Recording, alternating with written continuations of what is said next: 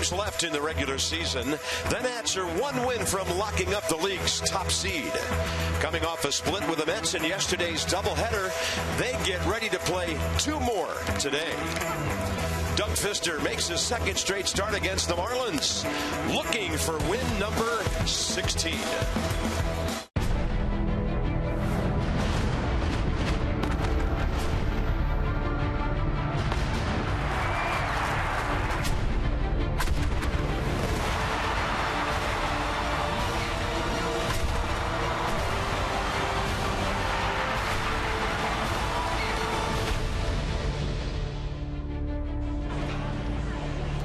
Well, same ballpark, same scenario, different opponent. The Marlins in. Now, this is a doubleheader we've known about for quite some time. Supposed to be a makeup. That guy was clean-shaven when yesterday's first game got underway. And so here we go with another day-night doubleheader. If you love baseball, I'm telling you, this is your weekend. And if you like pitching, this is your ball club and this is your rotation. Day after day, the word unbeatable just keeps coming out of this booth, and it keeps holding true. Well, with the staff, I mean, they're just feeding off each other, and it gives the offense the luxury of not having to put up very many runs to win a baseball game. But when you look at the last 9 games for this rotation, 9-0, 1.04 ERA, 1 home run allowed. Steve McCatty's staff first in all of baseball with total ERA. Walks allowed is just 347. Home runs allowed 109. Strikeouts to walks 3.61 to 1. And Doug Fister, a guy that just doesn't walk anybody, going for his 16th win here today in game 1. And he keeps beating teams that should be more familiar to him or for him. 7-2. He just taking care of business against the East, and he's looking for number 16 today. Denard Span, good to see him back in the lineup. He made a wonderful catch the other night, hurt his knee, but nothing other than a superficial wound. He's been fantastic, hitting 300 for the Nats, 353 the on-base percentage. Nearing a career high in hits. He has 180 of them, but he keeps taking them away from other guys as well.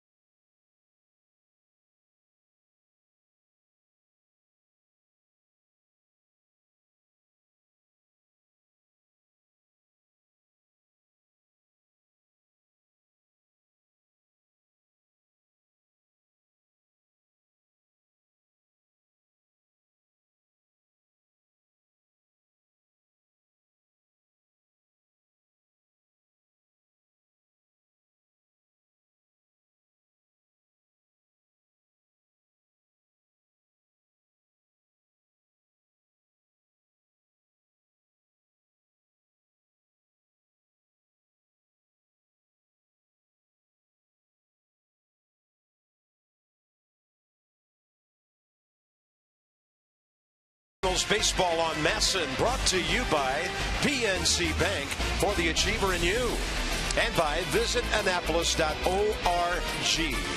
Find it here. Nats on their way to the playoffs, and a win this afternoon nails down the best record in the National League. And that, of course, means home field advantage through the Division Series and the League Championship Series.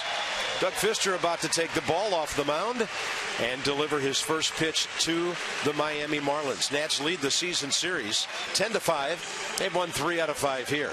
Visit trainsearch.com to find your local Train Comfort specialist dealer. It's hard to stop a train.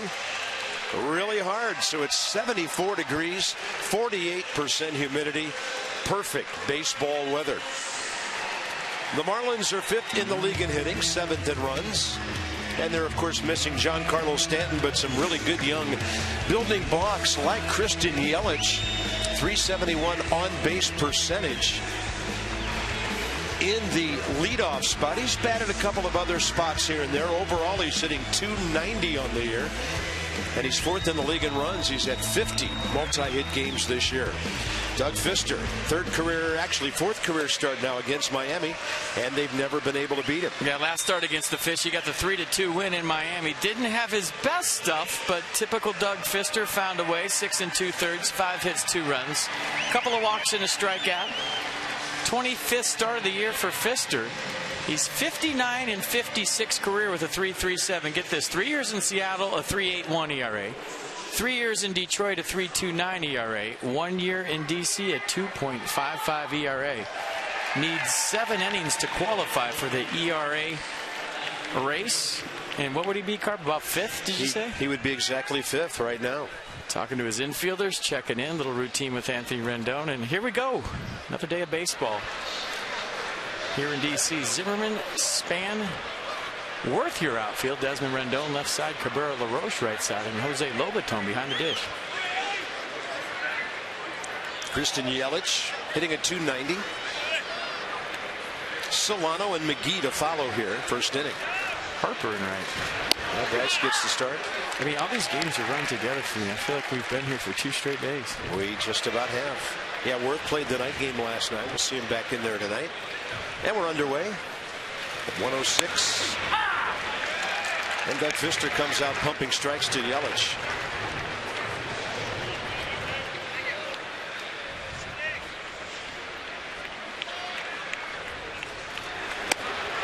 Wow. Fastball up. 87. First out of the game. That didn't take long against a good hitter. Well, nothing really takes long when Doug Fister's on the mound. So a 3-pitch get your glove to start this one up. And a guy that's down in the zone for the most part likes to elevate with 2 strikes. And that's what he did right there to Yelich. Here's Donovan Solano hitting .249 in 107 games this year. This is the time of the year when fly balls can be an adventure to center field. There's a hot shot to left, and Solano will be batting over .250 with that base hit.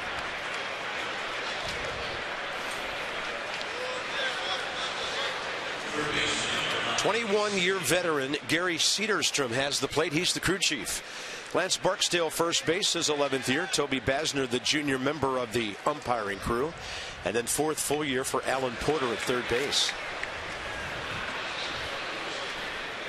A lot of umpires in and out of D.C. the last 2 days. Had an extra guy yesterday in Chris Siegel, helping out David Rackley and Greg Gibson, who had the plate. And another hitter up there swinging immediately, and Bryce Harper tracking it to the right field line. 2 down. Things happening quickly. Garrett Jones will be next. Well, Denard Span back in the lineup today. Good to see him out there. Talked to him before the game. Got a big bandage on his right knee. Kind of opened up a scab, and the bone right below the scab is what's a little bit bruised, but he said he feels well. And he's ready to rock and roll. Here's the cleanup man, Garrett Jones.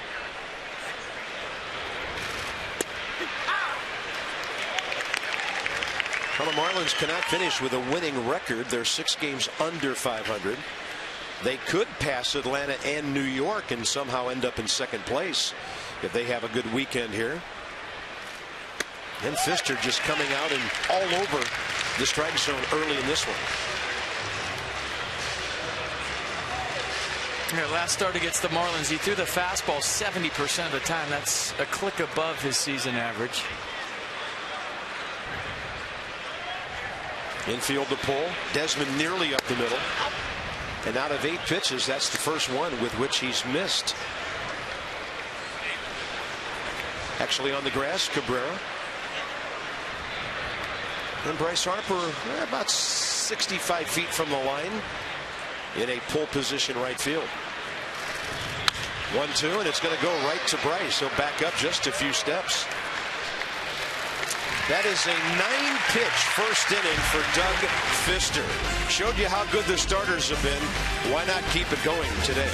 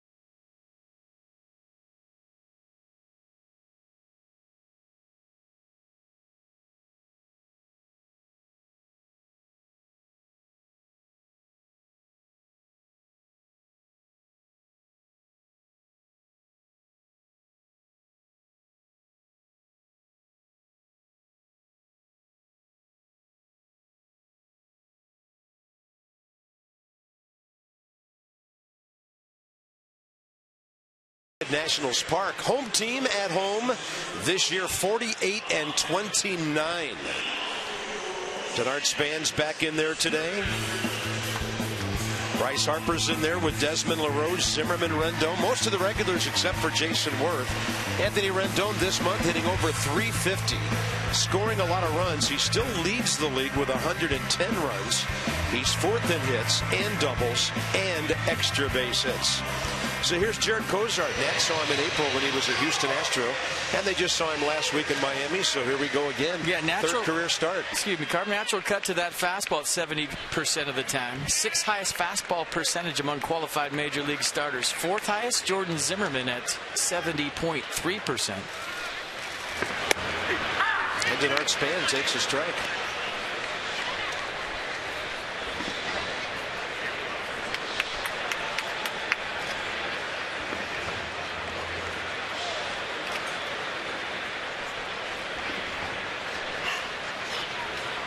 Denard at 300, sixth in the league, and a bouncer up the middle to Donovan Solano for the first out. So Bob Henley all year at home games takes a baseball out with him to coach third base. He finds a youngster in the stands, and he hands a brand new Major League Baseball to somebody. Usually it's in the front row. Today he waved somebody down from way up there. And per his tradition all season long, hands a baseball to a young fan. It was taking a little bit of time today, so he had to go, set it down, always shakes hands with the third base umpire, and then gets into the box. I think it's an awesome tradition. I'm sure the fans that have come to the yard this year have noticed. Yeah, I think the little guy was a little reluctant to go down there and get a ball from that big, tall, strong-looking coach, so he left the ball on the floor for him. Here's Anthony Rendon. And a fastball right in there.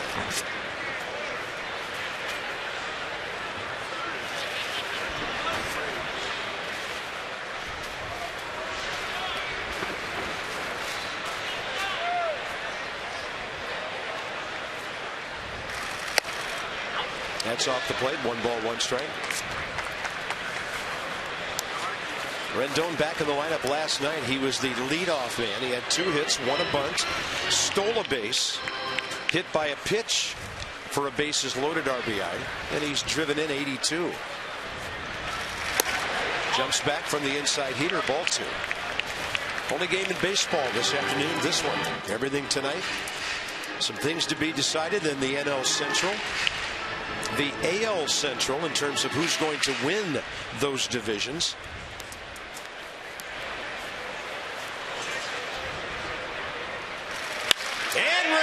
jacks one to left. See you later. That's number 21. The Nationals are on top early.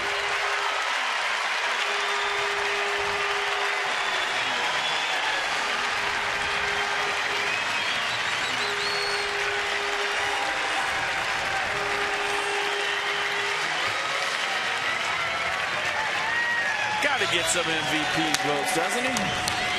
Well, our fans think so. I don't know how long Anthony Rendon can fly under the radar, but can't be much longer.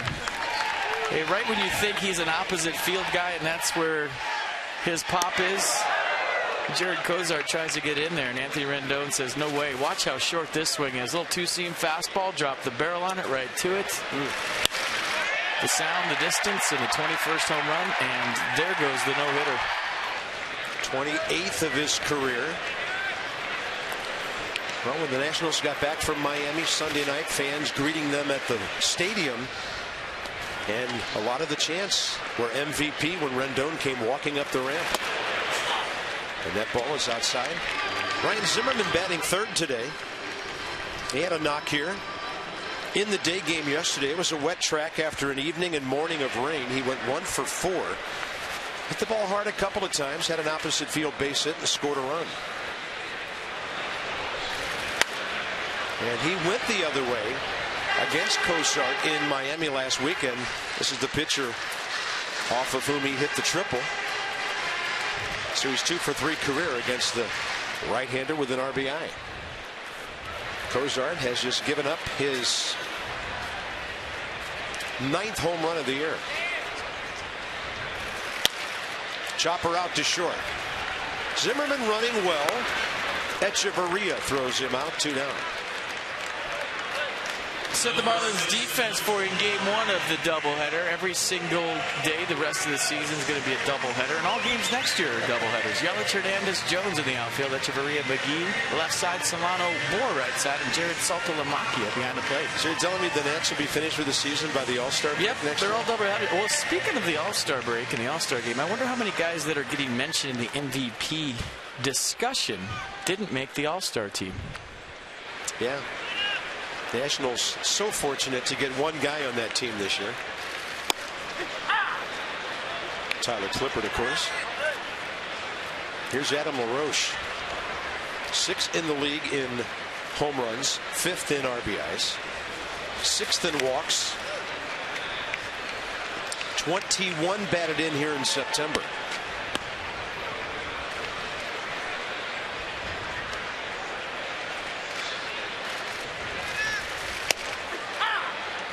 That's up in the zone. 1 ball, 2 strikes. Tough matchup for Adam against Cozart so far. Limited sample size, but 0 for 6. And a 1-2 pitch. This one bounced up the middle, right between the infielders. That'll be a base hit for LaRoche. Echeverria had a long way to go. Solano was going the other way. And Adam LaRoche aboard for Ian Desmond with 2 outs. Yeah, this was perfectly placed. Watch, this is the shot right here. Watch. Right where nobody was. So kind of a semi-shift for LaRoche. Good effort by the Marlins shortstop. Couldn't come up with it. Tried to do the slide spin move, but just out of his reach. 2 hits in the first, and here's Ian Desmond. First pitch swinging, gashes it. It's heading for the scoreboard. It hits off the board on a fly, which could keep LaRoche from scoring.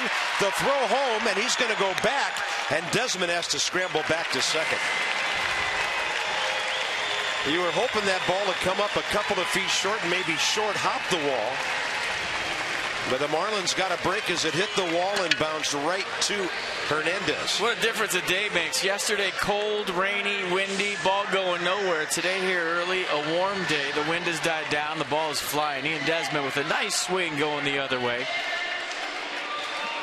And a good job by Hernandez getting that ball in quick and making Bob Henley stop Adam LaRoche. Henley was initially waving LaRoche until he's about 2 steps around third and put on a late stop sign. He and Desmond had notions of going to third. He had to put the brakes on and scramble back to second. Now Bryce Harper could make it a huge first inning.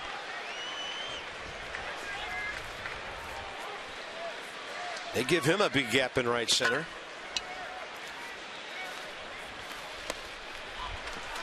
.79 missing, ball 1.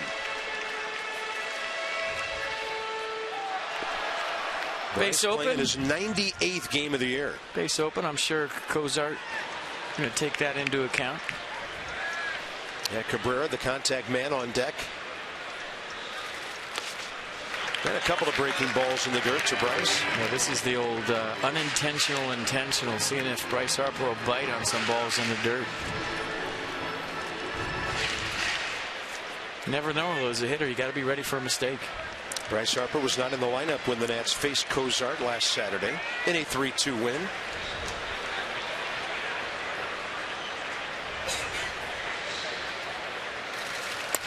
And that ball gets away right through the catcher, Saltalamacchia. LaRoche scoring. Desmond to third. It's 2-0. That's a thank you very much pass ball right there, and Jared Saltalamacchia. That's just a cut fastball from Cozart, and he missed it. So quite frankly, he's had a bad year defensively, 15 errors. Look at the eyes closed. That's why he missed it. Usually on Expo, you'll see a blink, and sometimes the blink looks longer than normal, but when that ball was in the strike zone, Saltalamacchia's eyes were closed. That's why he missed it. That is his 6th pass ball of the year to go with 15 errors. And now Bryce Harper walks on 4 pitches. Check out Saltalamacchia's eyes right here. I know on the Exmo blink takes a long time, but if you're looking at into the glove, I mean, his eyes are closed right there. I mean, he can't see it. That was probably the wrong time to blink, and the Nats got a run out of it.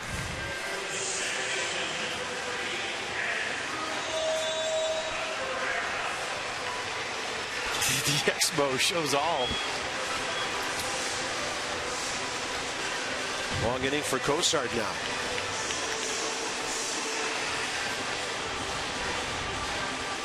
He's thrown 20 pitches as Cabrera, the number 7 hitter, steps in. And Cabrera had a triple against him right down the right field line in Miami. A big hit that helped the Nats win last weekend.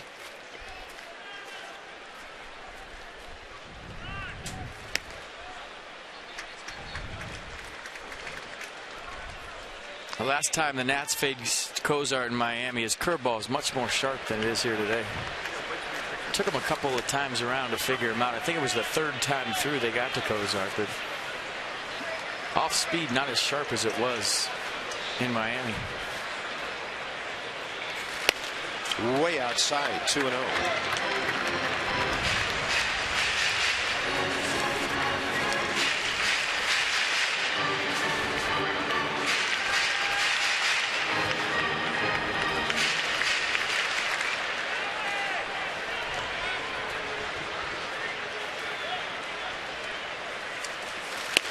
And Cabrera pumping on a 2-0 count.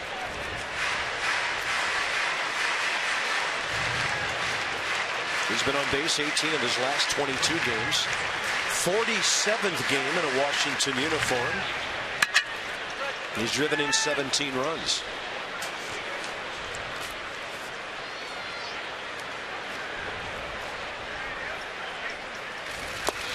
Ball 3.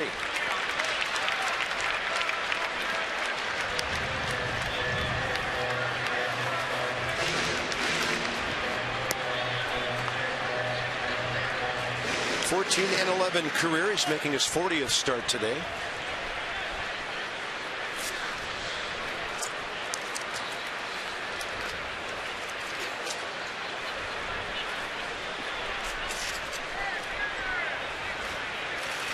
And Cabrera pops one up, short center. Going out to shortstop Echeverria, looking right into that sun that comes in from behind home plate this time of the year. Anthony Rendon with one out, got it started. Down and in, and it went down and out. That's his 21st of the year, RBI number 83.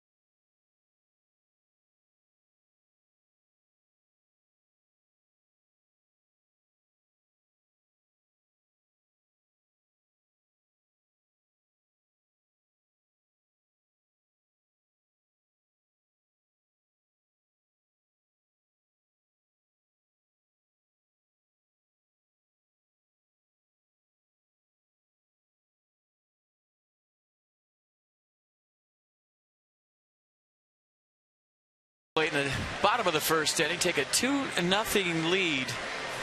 Remember, our Washington, D.C. Lexus dealers are donating $250 to the Children's National Medical Center for every home run a Nats player hits this season. So, Anthony Rendon, you just put $250 in the pot. Nicely done. Lexus, the pursuit of perfection. Doug Fister, the pursuit of number 16 today. And a very efficient first inning. 9 pitches, 8 strikes. Strikeout, couple of routine fly balls. After a Solano base hit. And here's Jared Saltalamacchia, who just gave the Nats an unearned run with his 6th pass ball of the year. I was looking up his defensive stats. He's made 65 career errors. He has played other positions than catcher on occasion, but most of that behind the plate. 5 for 14 with a home run against Doug Fister career. He can hack. That pitch up and in, 1-2. Justin Bour and Kike Hernandez, the center fielder, here in the second for Miami. Swinging a foul tip, strikeout. Tailing away, and Doug Fister strikes out the first 2 leadoff men he faces. Mercedes will track it. Well, the changeup's been good for Fister. So is the sinker. Here it is, 87, and Saltalamacchia running out of bat. Everything in the sequence away, and Saltalamacchia looking like he wanted to pull. Here's Justin Bour, the rookie out of George Mason, who took Doug Fister upper deck in Miami last week. His first big league home run, strike 1. 17 for 61 to start his career, 35 games. Born in Centerville, went to Westfield High School in Chantilly, and Doug Fister jams him beautifully right there for a routine ground ball.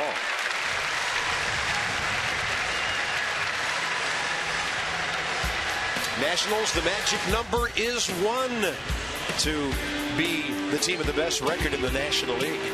Doug Fister at home, 7-2 in 10 starts, at ERA well under 2. And the Marlins bullpen, solid since the break. Steve Cishek leading the way. A.J. Ramos, we were impressed with the arm of Carter Capps when we saw him in Miami last week. A couple of lefties, veteran Mike Dunn, Dan Jennings. They got a good pen. This is Kike Hernandez hitting a .194 with Miami.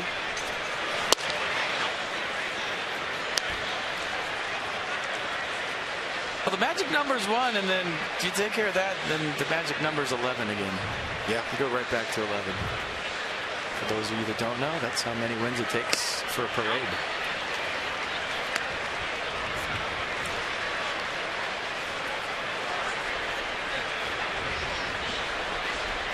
Two balls, 1 strike. Hernandez part of the deal with Houston that brought Cozart to Miami. And he chops one up the middle. Desmond to his left. Two-handed grab near the bag. And Doug Fister, a 10-pitch inning. So 19 in 2 innings, and he's got a 2-run lead.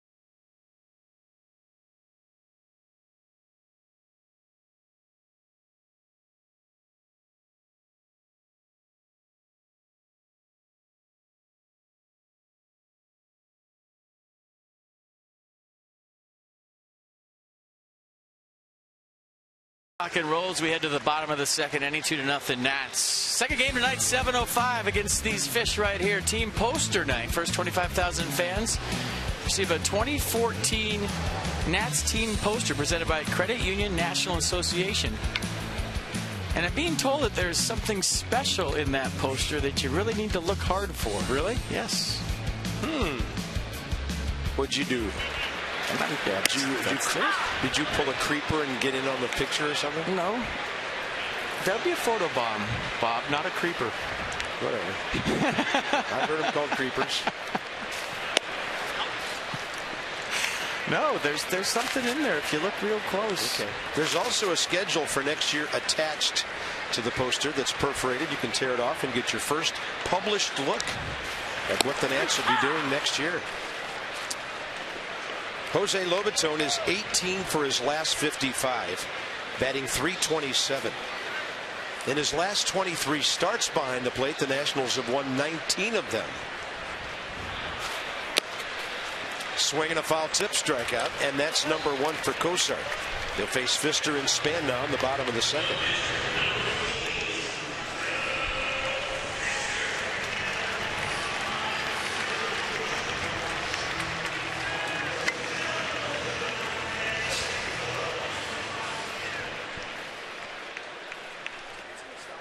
Pfister 3 hits this year. And Cosart looking to get the pitcher and maybe get himself a quick inning after throwing 25 pitches in a 2-run Washington first. Strike on the corner, says Gary Cederstrom.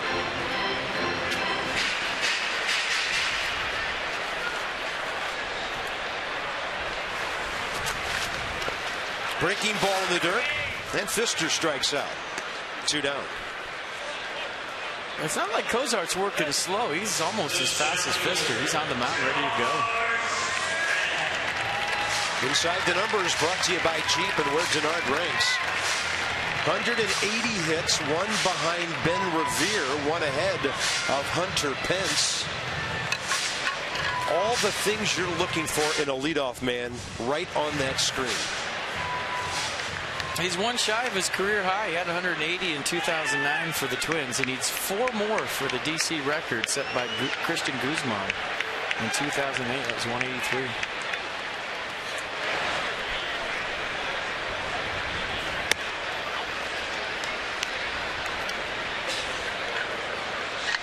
Got 170 all of last year when he hit 279. Came into this game with an on-base percentage of over .350. Cozart working that outside edge, and he missed with that one. You talk about the hit total all you want. Guys want to hit 300. Denard Span came into today hitting 300. He's at 299 right now, so that's a little added pressure on Denard here coming down the stretch. He hit .311 in 09 for Minnesota in 145 games. And then he went .264, .264, .283 with the Twins, and then .279 here last year. Career mark .283 into this season.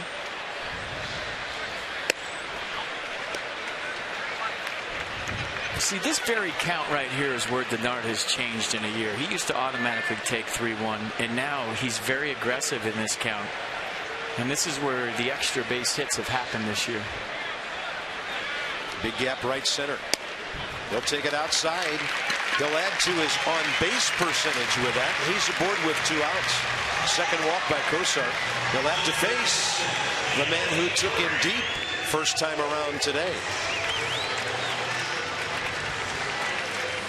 In case you missed it, tuned in late. Look at him pull the hands in. I mean, off the plate, really, on the inner half. And we talked about how hard it is for a right-handed hitter to get the barrel to the baseball in a sinker yesterday with Blake Trinan pitching. Anthony Rendon just made it look simple. Hit speed, 98 miles an hour.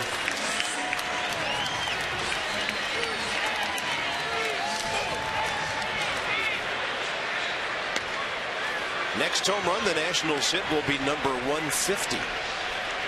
Came into the ball game today. 4th in the league in runs and in home runs. I don't know if Denard's going to think about stealing today. His knee that's banged up is the one he slides on. And he said to me earlier that that was his biggest challenge today. And he's never been a head first guy. Always been a feet first guy. I know if I had a big scab on my knee, I wouldn't be stealing. You know what? If he has no intention of running, he's doing a good job of disguising it, because he's jumping out to kind of an aggressive lead, looking a little jumpy and frisky, at least giving Cozart something to think about. Drawing a throw over. Well, 31 steals will give any pitcher something to think about.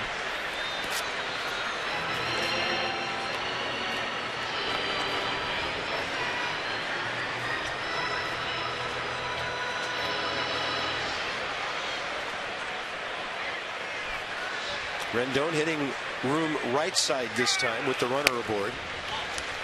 It would be just like Anthony to pull a home run out of the ballpark and then the next time up just single right field.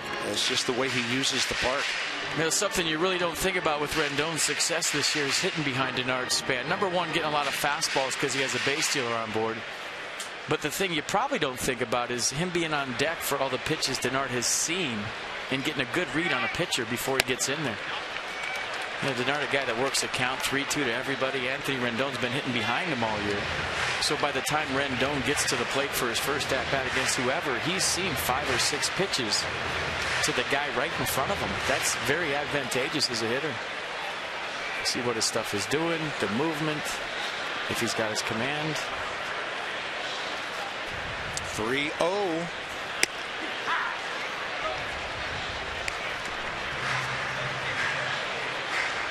Well, remember when I said Cozart might be headed for a quick second? Well, Span saw to that. Now Rendon's going to a long count as well. So they got him over 40 in 2 innings. And that's up and in. Span and Rendon drawing back-to-back walks ahead of Ryan Zimmerman. Yeah, to learn a visit from Chuck Hernandez, the pitching coach. I think Cozart was real interested in throwing anything good to Rendon. But it doesn't get any easier.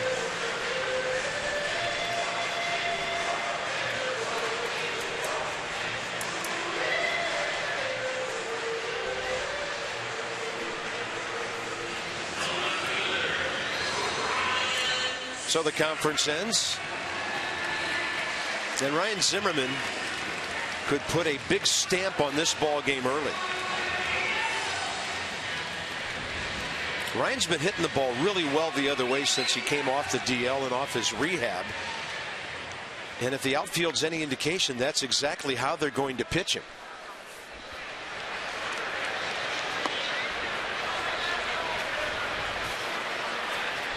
Saltalamacchia way out there.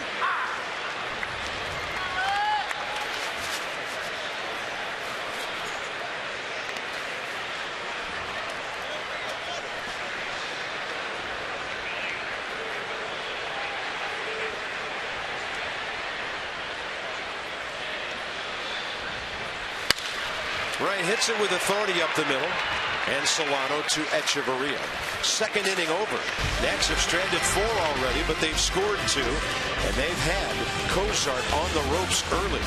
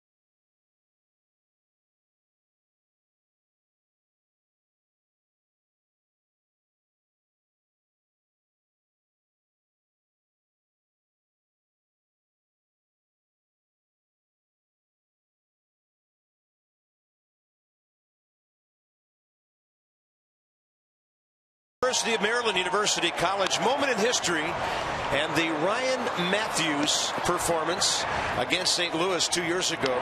He got a ground ball force out at home, and then a crucial double play. They had bases loaded, nobody out, and he fist pumped his way right back to the dugout. Highlight of his career so far. 2 pitches, 3 outs. Thanks for coming. Good day at the office. There was some game 1 in St. Louis, one on the Tyler Moore base hit a couple of years ago. Gio walked some guys, but was virtually unhittable that day. And here we go, top 3. Adeiny Echeverria, the Miami shortstop. That was you work all year to get to the playoffs and play in the shadows and face the best pitchers in baseball game. And you can't even see what you're hitting. But it's going to happen again this year. It just frustrates me. Yeah, TV sees to that. 4th time already. Fister in his 8th hitter has a guy 0-2. And that's a swing. And he strikes out Echeverria. So he has 3 strikeouts, and every one of them has been the man leading off the innings.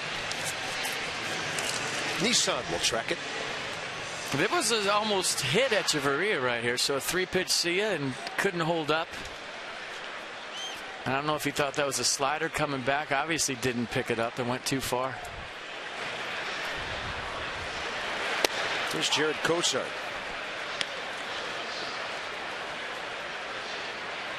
Four for 20 as a hitter this year and career.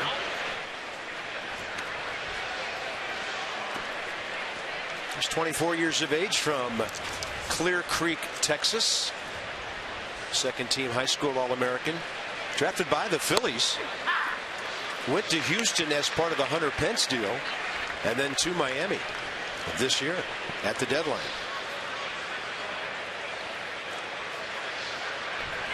And as we remarked in Florida last week, that young Houston organization must have an abundance of arms to part company with a young man like this.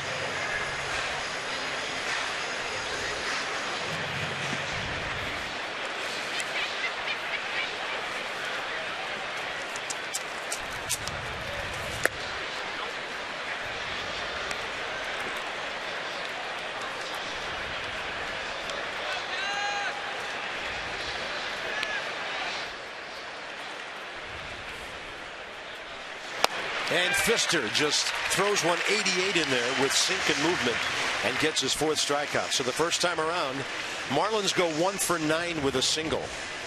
The DC area tour dealers want to help children and their families by making a donation of $37 to the Children's Inn at NIH for every strikeout by a Nats pitcher this season.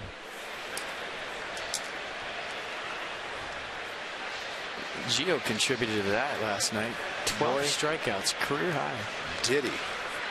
12 Ks in 7 innings. 1 hitter, no runs, walked 2. The curveball is back and he's using it. Has confidence in that pitch again, and that used to be his best pitch, and last night it was again. Kind of lost a feel for it throughout the course of this season. Really relied heavily on the changeup. Went back to the curveball last night. It was good. Real good. Wiffle ball good.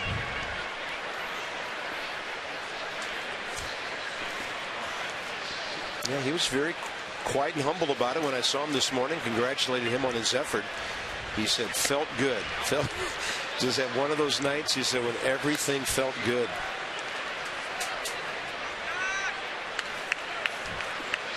His team got him 3 runs in the 4th inning.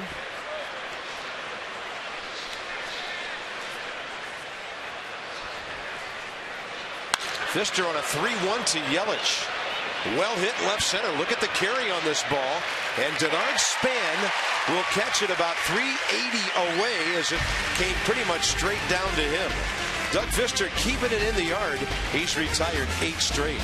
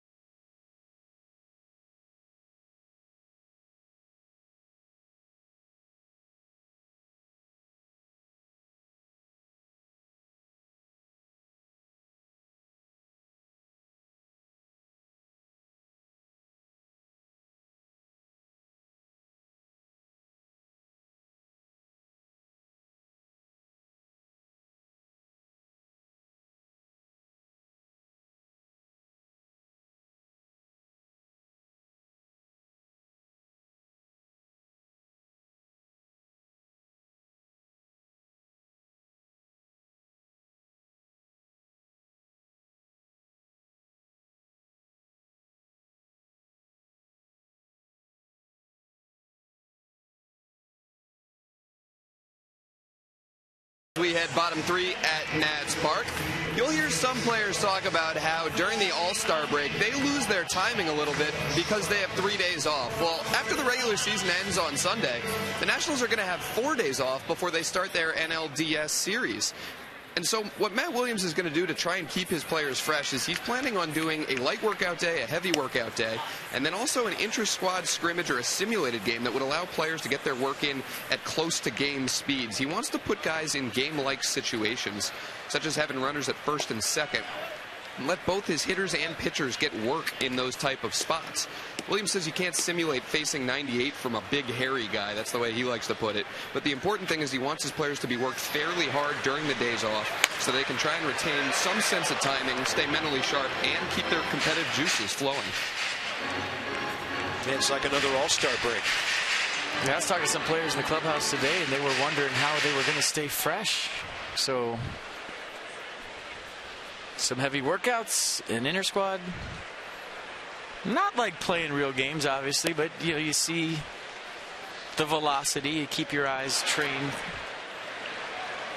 And I guess that's the best you can do with the hand you're dealt. Just try to simulate games and keep that momentum rolling. I think Mass and Dan should be the home plate umpire for the inner squad team. That's 4 walks by Cozart already. Just go Enrico Palazzo, man. Put on all the gear, start moonwalking, ringing everybody up before the pitch is even there. Oh, boy. As soon as whoever's in the windup just strike before he even lets go of it, I would pay to see that. I'll be standing by with the stretcher. Desmond double off the scoreboard, first time up. Nats are really working Cozart today. And up the middle from Ian Desmond to his left, Echeverria. And Solano will help turn the 6-4-3.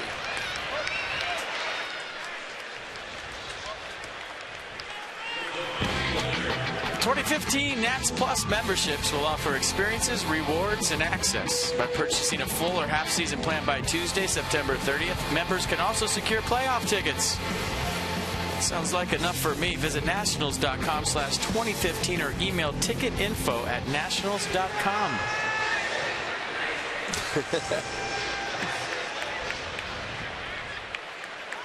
Strong lid right there. Bryce Harper walked first time up on 4 pitches. Runners were at second and third. Cozart gave him nothing to hit. But maybe the best pitch of the at-bat that he threw in terms of close to the zone went right through the webbing of Gerald Saltalamacchia, right off the webbing of his glove for a pass ball, gave the Nats a 2-0 lead.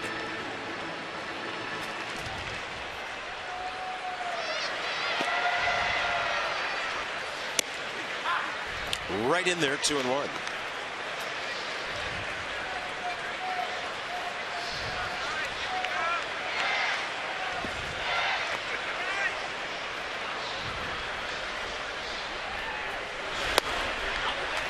Bryce has seen a lot of breaking balls low in the dirt against this right-hander today.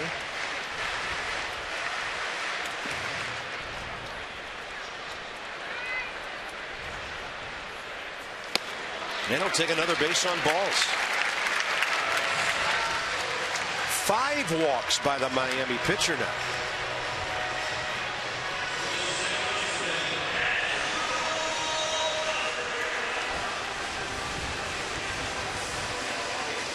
That'll bring in Cabrera, who popped up to short center with 2 men aboard back in the first.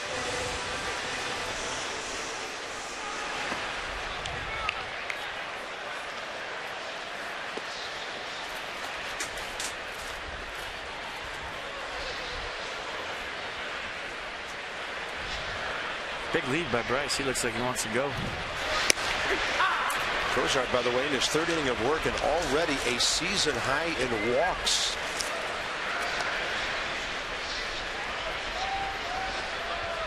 Bryce Harper, 1 stolen base this year.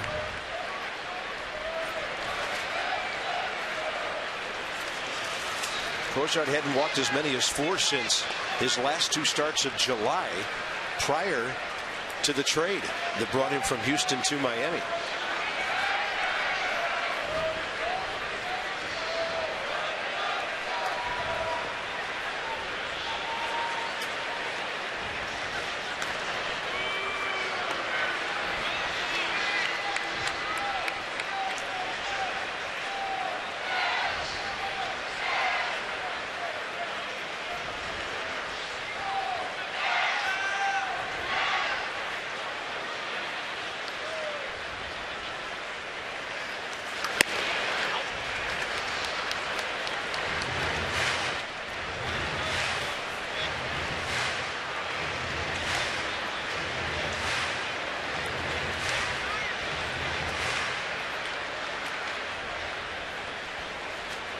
Pitching off the stretch constantly today.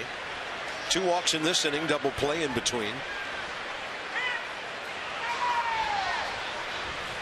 And Cabrera will take that one well outside.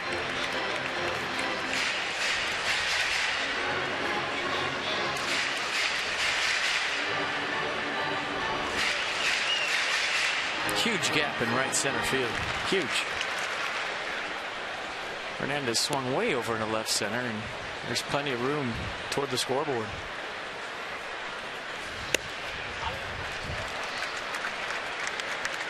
There's a lot of nibbling away against hitters on both sides of the plate.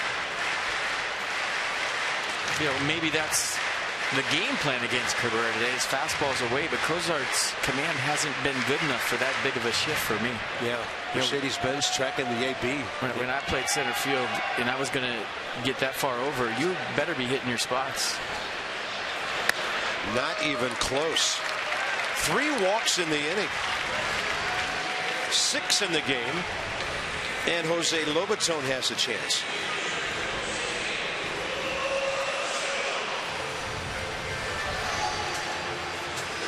So now he's equaled his career high in walks last year. That was in a Houston game at Seattle. And Jose Lobaton was a strikeout victim leading off the second. 2 on 2 out in the third. Nationals already on top 2-0. Maybe to get the field back, he drops a breaking ball in there to the outside corner.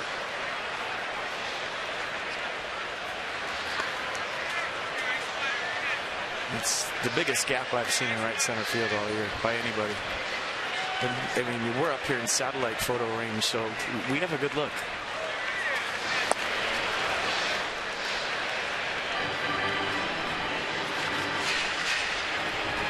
It's probably 120 feet between Hernandez and Jones, easily left center to right. Lobaton, did he go? He did, says third base umpire Alan Porter, and he leaves the batter's box area, and the third inning is over. Weird inning. A double play and a strikeout, 3 walks. The Nats have stranded 6 in 3 innings.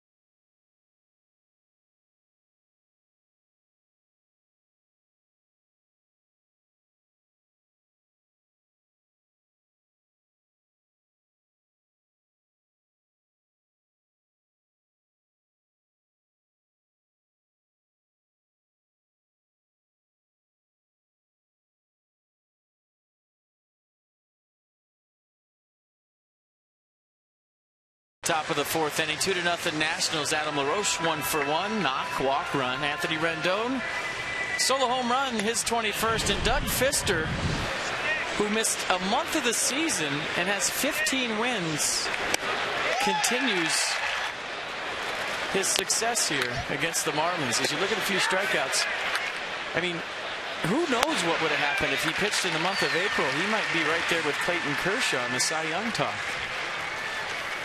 Add a few more wins to that, he could be staring at a 20-win season. Yeah, tremendous winning percentage. 33 pitches in 3 innings, 23 strikes. Solano, the only man with a hit, and Donovan was on the attack early. So let's see what he gets first pitch. Fastball right in there. Remember, he strained the right lat in spring training. Nationals didn't want to take a chance, made sure he was healthier than healthy when he came back, and the results have been amazing. A copycat hit for Solano. Just what he did in the first inning. All right, it's time to tweet your photo using hashtag #MASSonFanPhotos for a chance to have it shown in a future broadcast in 2015. It's brought to you by AT&T. Yep, he's taking a selfie. Send it to us right now. Casey McGee, fly ball to right, first time.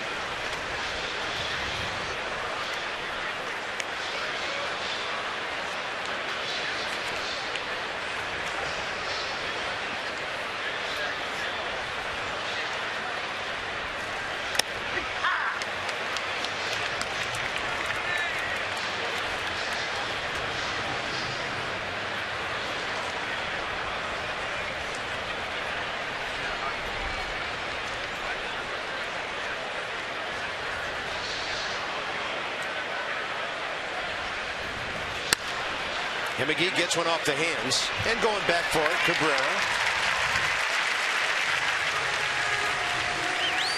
It's jamming a strong hitter right there. 1 out, top of the fourth as we hit the 2 o'clock hour. Bob F.P. and Dan with you here on MASN. First of 2 today and tonight. It'll be a battle of rookies tonight. Andrew Heaney, a lefty for the Marlins, and Taylor Hill, who the Nats haven't seen in a couple of months, will be the starters tonight at 7:05.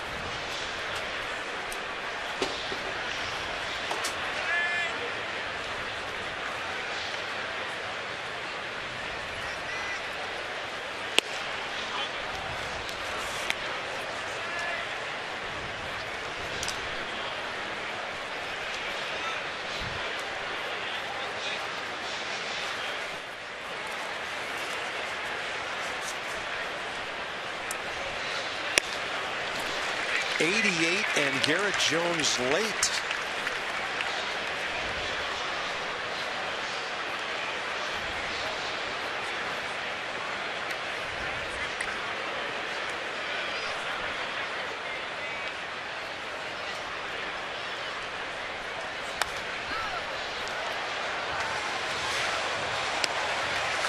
So we've had Doug Fister between 7 and 8 seconds between pitches.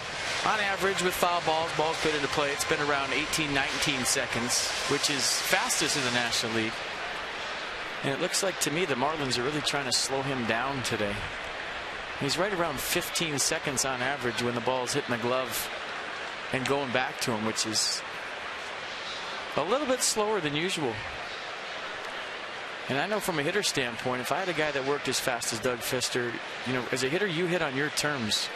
If you start getting in rhythm with him, you're falling right into his trap. Well, Fister didn't have to touch that ball. Desmond was playing up the middle, and he turns a 6-3 double play. Another quick inning, 8 pitches this time for Doug Fister. 2-0 lead, pitching beautifully.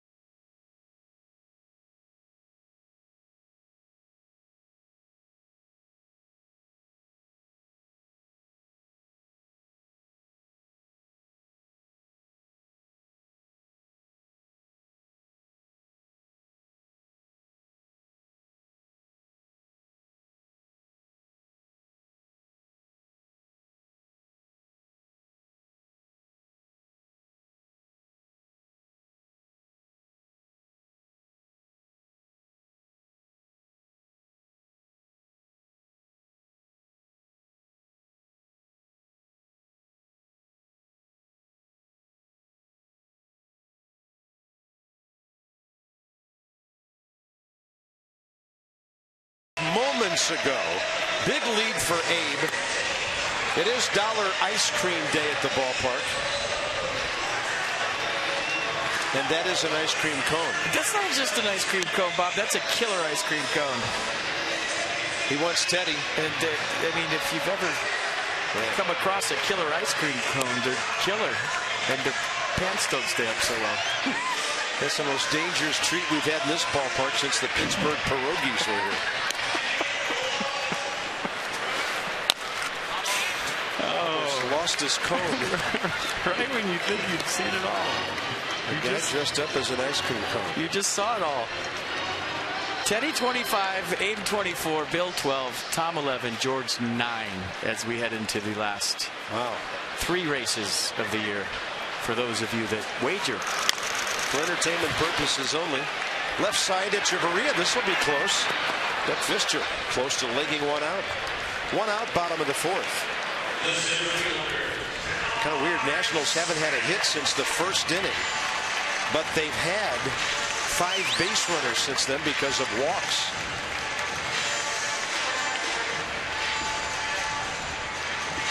One RBI today. The Rendon solo homer, 1 out 1st inning.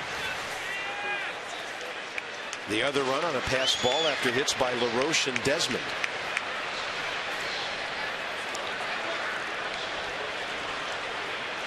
I will say this in their defense. Most ice cream cones don't have pants, so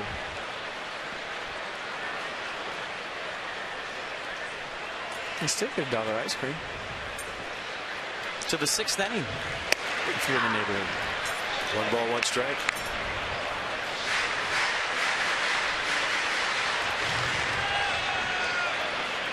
Racking my mind for a segue. Coming up dry so far. Well, there's some ice cream in the helmet.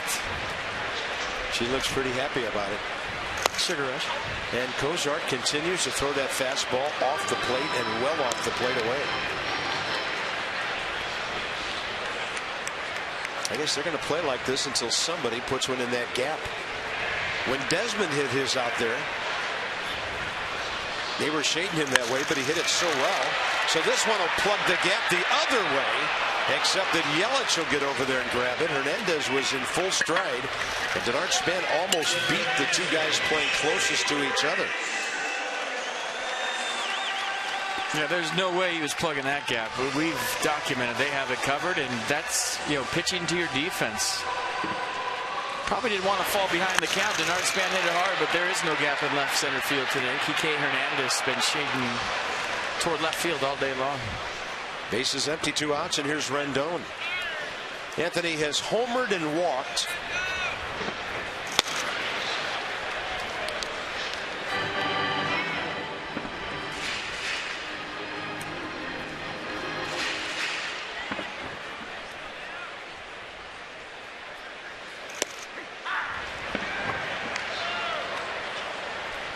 Counts even, 1-1.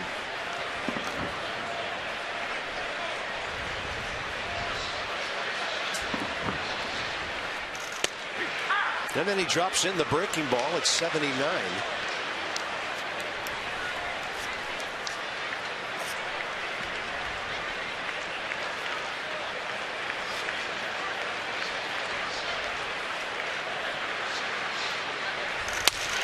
And a busted bat, ground ball, right side, Solano.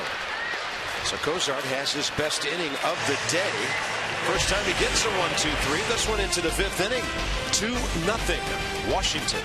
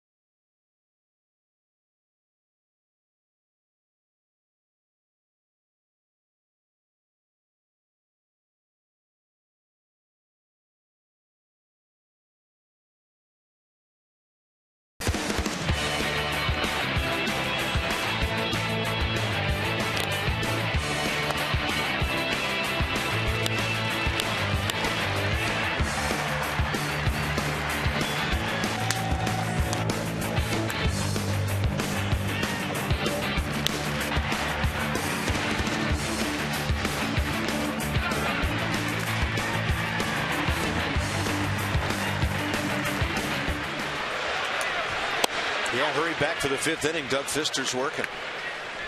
Ball 1 to Jared Saltalamacchia. Struck him out first time.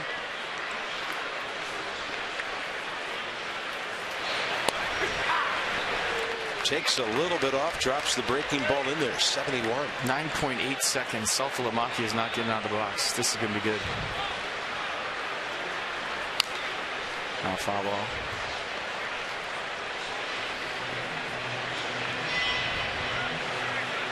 I think that hit off Jose Lobaton's forearm. So Cedarstrom chatting with Fister to give Jose a little more time here. Let's go inside the numbers with Jeep ERA, guys. He started the game at 2.55, down to 2.49. He is qualifying now, and he'll have to throw 7 innings today to still be qualified by the end of the regular season on Sunday. Really taking something off there. And Saltalamacchia becomes his 5th strikeout victim. We can show you all the numbers for Doug Fister, and they're all good. But what doesn't show up in the stats is the effect that he's had on the rest of this pitching staff. Just from work ethic alone, the 4 days between starts, how he goes about his business, how he went about his business for that matter when he was on the DL in April, and the way he pitches. And when you have some power guys on your staff, they're maybe a little bit younger and not as experienced. You know, every 5th day they all watch Doug, his pace, how he goes about it, the way he works hitters, the way he reads swings, and really pitches to his strengths and not the other team's weakness. That effect you can't find in any analytics, and it's been huge on the other 4 guys. Well, no more striking example of that than last night. Gio Gonzalez working as quick as we ever saw him. Strasburg has picked it up. Jordan Zimmerman, never a problem in his career. And the same could be said for Tanner Roa.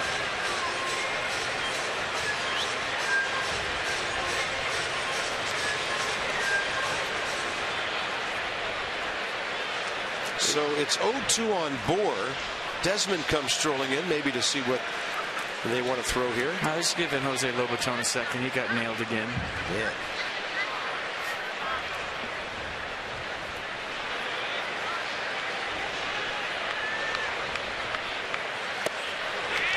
Swing and a miss, number 6.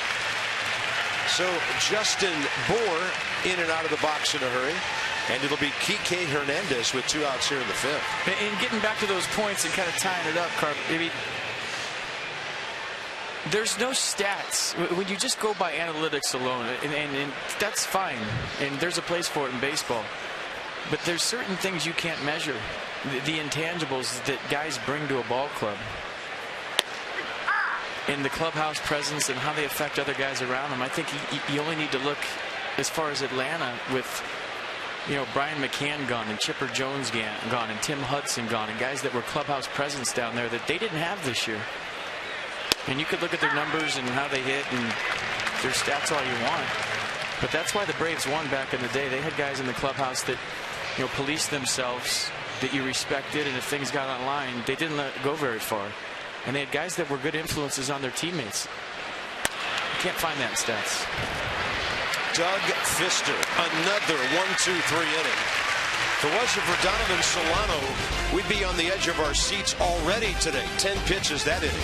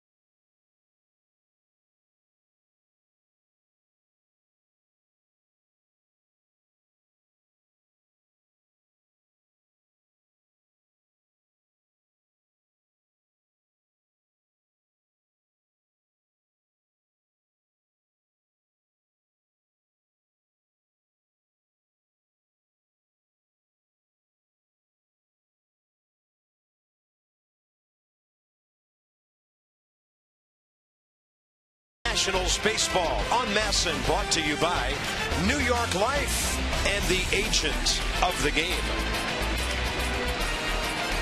Beautiful day at Milwaukee, Anacostia. Nationals Park. 2-0 Washington. You know what this weekend is, Bob? It's MASN's final social media weekend. That's presented by Cox all weekend long. MASN will be on site at the fairgrounds, rewarding fans with great prizes. Visit MASN Nationals on Facebook or follow @MASN Nationals on Twitter. And use hashtag #IBackTheNats, and you can join the conversation. You have to say it just like that, too. Zimmerman, LaRoche, Desmond, bottom 5.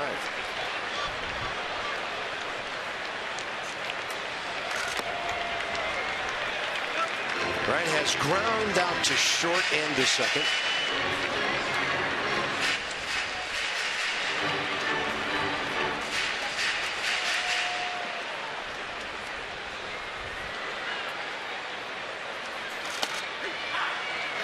And a strike call, 2-1. Just as you reminders, you enjoy a cold one this Friday night to look forward to Miller time later in the game. That is brought to you by Miller Lite.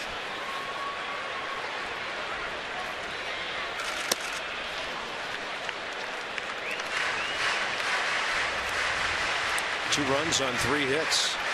An error. Actually a pass ball, which led the Nats, score an unearned run. And now 7 walks by Jared Kozar. You just don't see that very often at the major league level. In a 2-0 game, usually you walk 7, it's 10-0. Doing a nice job wiggling out of it.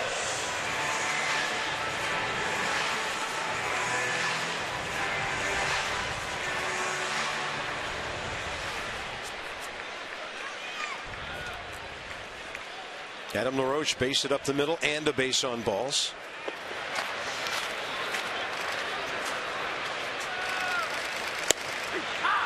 So last night after game 2, I'm walking in the tunnel by outside the Nats clubhouse, heading toward the truck on my way home, and I hear this huge roar in the Nats clubhouse. And did we clinch again? I mean, it was that loud all the way out in the hallway. I look at my Twitter and I find out that it's Jeter's walk-off hit. Oh, yeah. All the guys were watching. All the guys were on the television watching it. You could hear it all the way out in the tunnel. And I'll tell you what, if you wrote that in a Hollywood script, you just wouldn't even believe it. You'd say, this is corny. I'm not watching this movie. It was unbelievable last night. And you had to figure that the Babe, Mickey, Joe D, Phil Rizzuto, Thurman Munson, Bob Shepard, and the boss all had front row tickets for that one, huh? And you know it had to cross Joe Girardi's mind to bring him off the field, maybe with 2 outs in the 9th. Right. If he'd done that, he never would have had a chance to hit after the game got tied. That was unbelievable how that all finished up. So LaRoche out to Hernandez. 1 on 1 out here in the 5th. Dan has more from the Nats' perspective. FP mentioned the roar that he heard from outside the clubhouse. Well, inside the clubhouse, you walk in there. We did after meeting with Matt Williams after game 2. Everyone was standing around motionless, guys. They were watching the celebration on the field, the post-game interview with Jeter. Some Nats were still in full uniform. Some were waiting to head to the trainer's room. But nearly every player in that clubhouse was glued to a television trying to catch every second of that moment. And I think it was cool. Gio Gonzalez had on some respect with the 2 written in there, Jeter's logo. Bryce Harper has worn the wristband with Jeter's logo on it. You can just tell how much these guys really do care about this player, how much he means to baseball overall. It's a cliche. It's something that we've heard a lot over the last few months. But I personally got a sense for it yesterday, just seeing how much everyone was glued to the television trying to catch Jeter's last few minutes at Yankee Stadium. Amazing. We're lucky enough to spend a spring training with him, and he's everything he's cracked up to be and more. Thought the line of the night was by Joe Torre when he gave him a hug. You could hear it on TV. He said, "I know that guy anywhere." Awesome. Oh, man. He used to come into the training room and he'd have like a scab on his elbow, and the first thing he'd say to the trainer, no matter what was going on, he'd say, "Hey, Doc, I think my arm's broke." And then he'd come in the next day with the scab on his knee and show the trainer and say, "Hey, I think my leg's broke." Great sense of humor, great guy, very humble. And even though he cost me a ring with that flip play, he's one of the greatest guys you'll ever meet, and I felt lucky to play against him.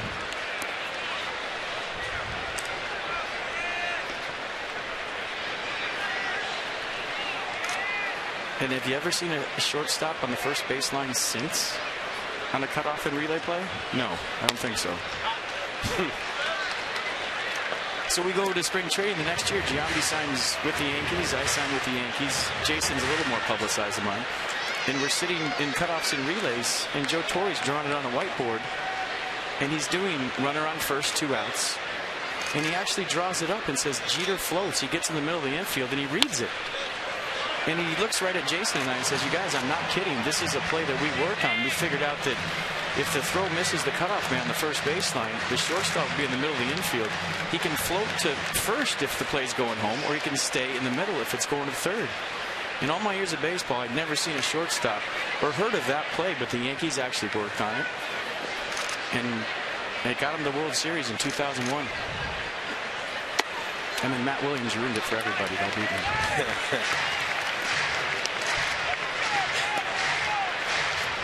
Yeah, Joe Torre didn't just inherit a whole bunch of really great players. He had a lot to do with that. No, seriously, I'll give you $100 for every time you see a shortstop on the first baseline on a relay play at home. Yeah, I haven't seen it since. 3-2 with 1 out. Zimmerman not going anywhere. And Ian Desmond, not an easy guy to walk. 8 walks in the game. That ties the most the Nationals have ever been given in a game. It happened June 11th of this year at San Francisco. Matt Cain got that thing started with 5 walks in 5 innings. 8 walks today. Visit the official online shop of MLB, Nationals.com/shop, for the largest online selection of authentic MLB postseason gear. Get what the players are wearing straight from the source. Also find your official postseason gear at the Nationals Clubhouse team stores here at Nationals Park. Somebody's got to get a hit to make Cozart pay for this. Harper chops one. Fair ball, and Bryce never left the batter's box.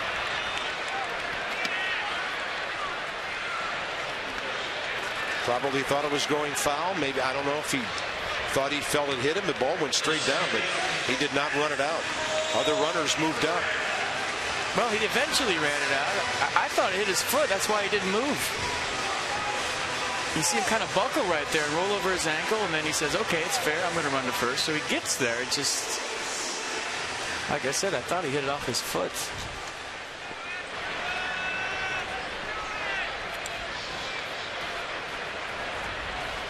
Cabrera has popped up to short and walked.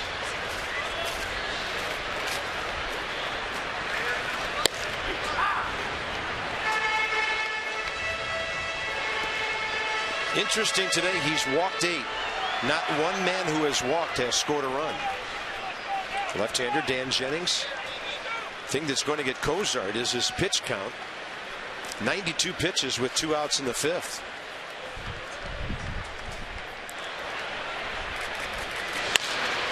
And going the other way, deep short, could be a hit. Cabrera legs it out, and the Nationals finally get a guy home who had taken a base on balls. It's 3-0.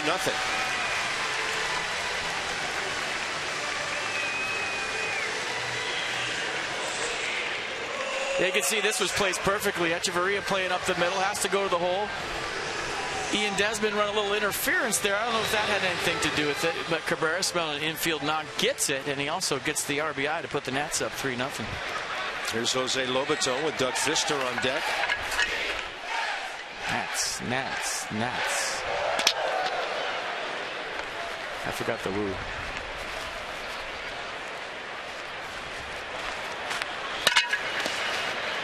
Saltalamacchia blocks it. So that's the section right below us, and every time the Nats score a run, I'm sure Nats fans know that. But last homestand, it was cool. It started to catch on all around the whole ballpark, and maybe in the playoffs. Oh, yeah. Playoffs. Everybody does it. Yeah, now they got their own sign up there that the Nationals painted on the wall behind, I believe it's section 313. I think it'd be cool if the whole ballpark did it in October. They might. 1 ball, 1 strike.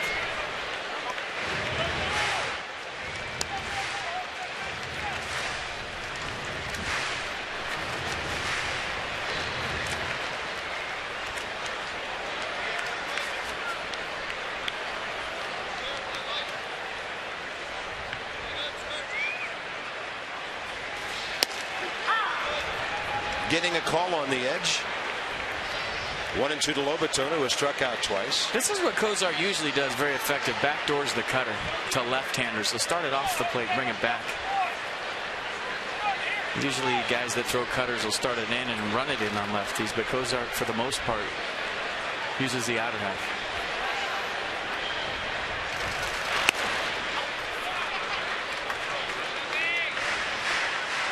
97 pitches now.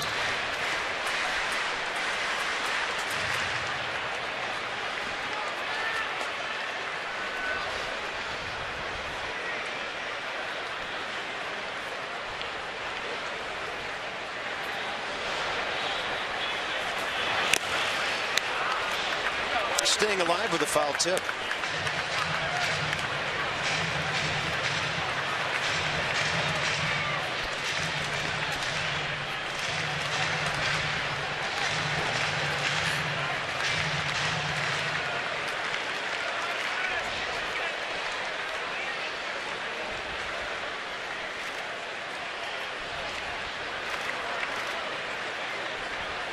And the 2-2. Coming forward to get it, Justin Bour. The Nats will get one.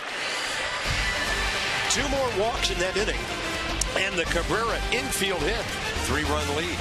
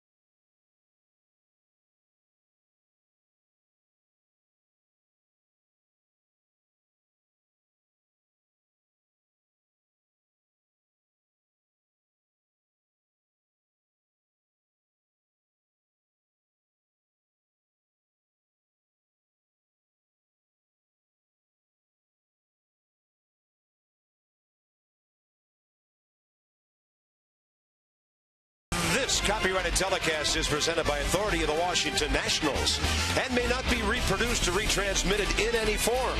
And the accounts and descriptions of this game may not be disseminated without the express written consent of the Washington Nationals. Beautiful day at Nationals Park. On to the 6th inning, bottom 2 for Miami and PNC Bank for the Achiever and You with our minor league report. Counting down the top 7 prospects. We're down to number 4 with Eric Fetty, and he just signed this year. 18th overall pick. Tommy John surgery in May. Another one of Mike Rizzo's step of faith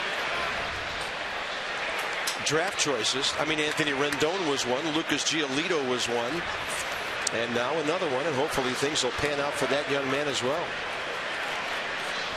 When Mike sees what he likes, he'll be willing to go through the surgery and the rehab with a young guy, knowing that he might have something special down the road a year or two. That's worked before, not afraid of it. Nice play on the Karen, by the way, down there. Solid.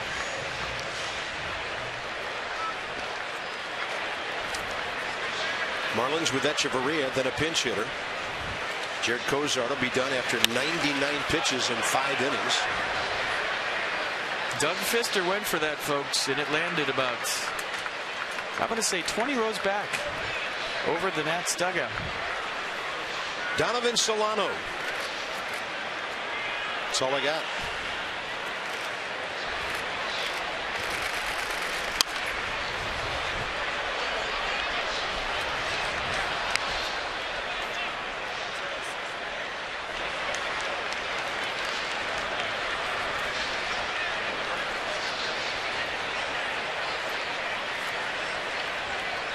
Echeverria struck out. Victim number 3 for Pfister earlier. One hopper. Desmond to his left. Came up in rhythm to throw him out. Ed Lucas will be next.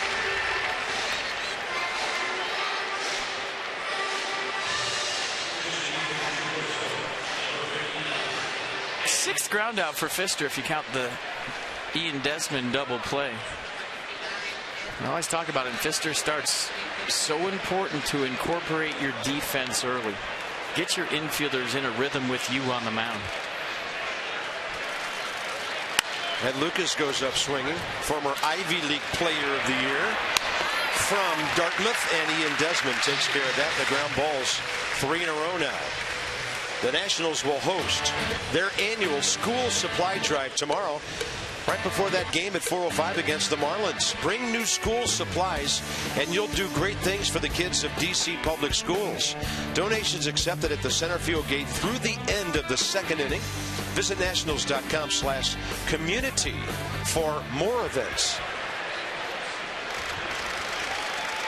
Yeah, we know some kids went to school this year without the proper supplies. Already getting them started, and we'd like to help them out. I can bring brand new school supplies from 1989 at the University of Miami. Haven't been touched.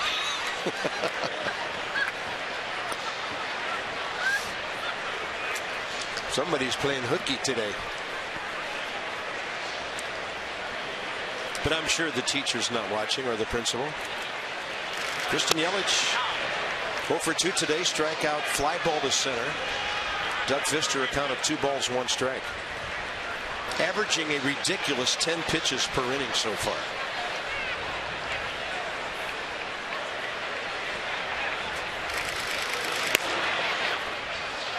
Three and 1.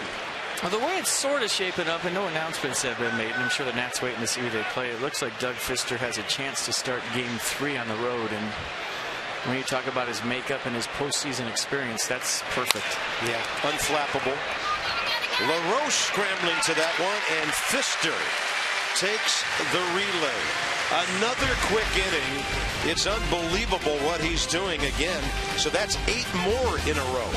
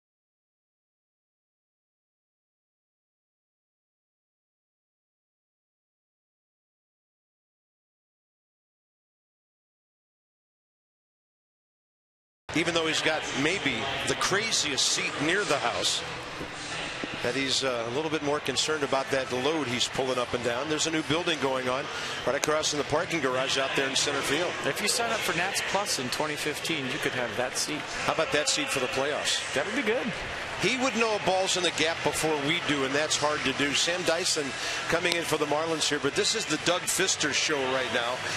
The guy continues to amaze us. He's about to go 8-2 at home if he keeps this going, and that ERA just keeps on going down. Last time against the Marlins, he fought through it. Everything was up. He didn't have the good sink on his fastball. Today here against the Marlins, everything's going right. The changeup's been good. The fastball command has been in and out, elevated when he's wanted to.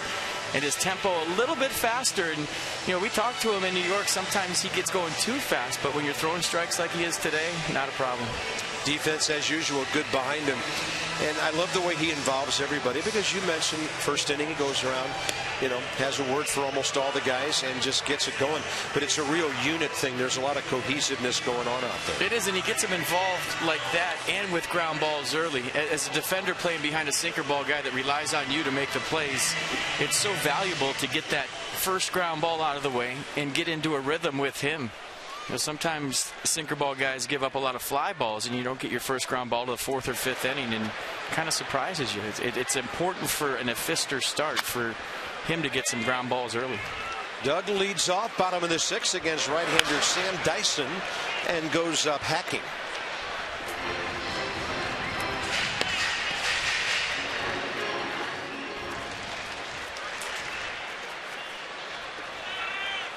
Sam Dyson, 26 years of age.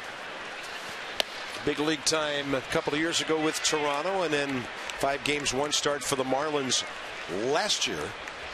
And he's out there for his 31st appearance here. 33 Ks in 40 innings. Sinking fastball, and look who plugs the gap. They've been given that gap all day, and Doug Pfister looks at his third base coach, Bob Henley, who tells him to stop, and he has a leadoff double, his 4th hit of the year. Well, you just said it was the Doug Pfister show. Now it's official. It's the Doug Pfister show. First baseman in college at Fresno State. He could swing it. You've seen him pick it on the mound. I think he deserves a gold glove with Denard Span. And now the gap, like you said, Carp, that's been open all day long. How about that? Doug Pfister takes advantage for a leadoff double here in the 6th. Do it all.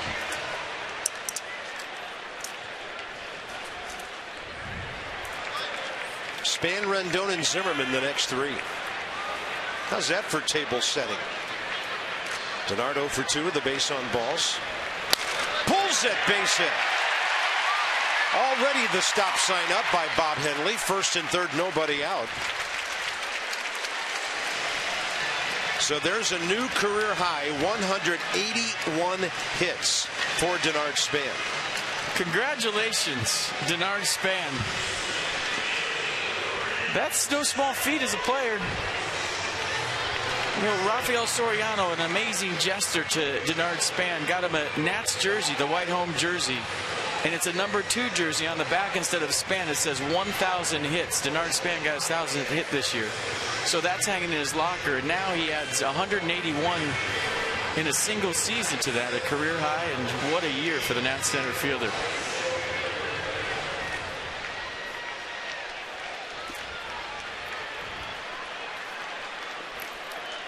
Anthony Rendon with a chance to make it 4-0 or more. Infield in, not all the way in, looking for 2 maybe. And with Rendon ready to turn on one, the ball missed inside.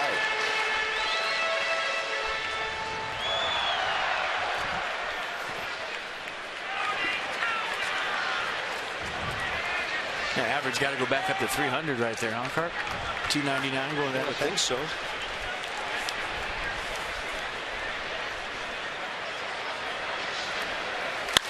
Rendon, hot shot to short. They're going to hold Pfister and turn 2, just what they were hoping to do. Playing that infield not quite all the way in. 6-4-3, and Pfister had to hold. Nats box score shows a Rendon 1st inning home run. RBI single by Cabrera, infield styled in the 5th, made it 3-0. The second run in the 1st inning was on a pass ball when LaRoche came home.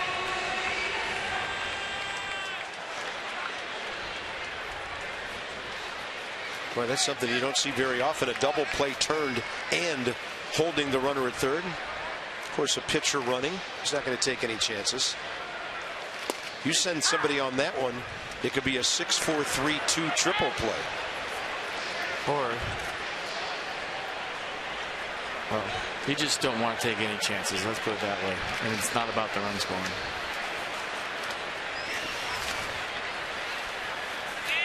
Ryan Zimmerman 0-1. Walk and a run scored his last time. Zimmerman to center. He's like the most reliable member of your family. He's always there to pick you up. And the Nationals lead 4-0. Saves the inning and gets his 38th RBI. Well, right when you think you're wiggling out of it, here comes Ryan Zimmerman. Looks like he got an off-speed pitch, stayed right on. Look at the head to the baseball, rolling the wrists. I mean, we knew it, all along, and Nats fans have known it for a long time. But to have Mike Schmidt come over to our booth in Philadelphia and say he's one of the best hitters I've ever seen with runners in scoring position is really all you need to hear when you're talking about Ryan Zimmerman. And we couldn't agree more. He's clutch. Mr. Clutch. Zimmerman now 2 for 4 career against Dyson. So the Doug Fister double does pay off, and Doug gets a little breather here now before he goes out for the 7th inning. And the Nats 72 out of 82 when they make it to 4 runs or beyond.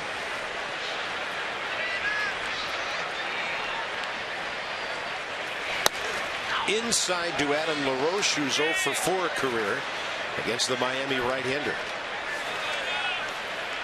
Well, you get one of the best hitters in the National League, and Anthony Rendon to hit into a double play, and you look up, and there's Ryan Zimmerman.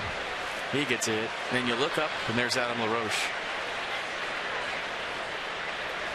Yeah, 4 runs on 7 hits, and Jason Worth not in the lineup today. Inside out swing by Adam LaRoche, and it's 1-2.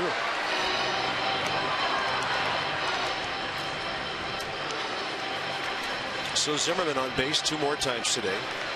Larger than life to a lot of us.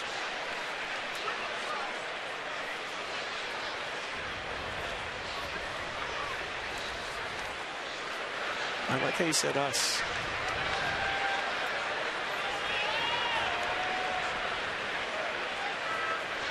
They're playing LaRoche to pull, 1-2 count.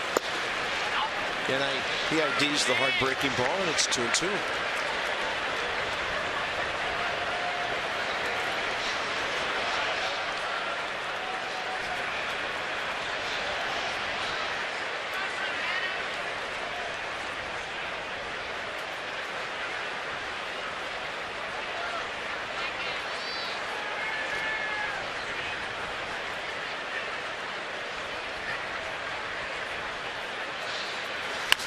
I mean, do you start Ryan Zimmerman in left against Madison Bumgarner? Yes. Clayton Kershaw? I let him go 2 for 3 every day and then bring Cabrera in for defense. Get Rendon back over to third. No, I'm talking about left. He's not going to play the infield. I'm talking about left field. Yeah. He's not going to play third. Well, you would probably get somebody in left field for defense late in the ball game. Inside, that's a tough call. But you and I talked about this. Playoff time. If you're playing 4 or 5 o'clock in the afternoon, every swing of the bat is needed that you can get.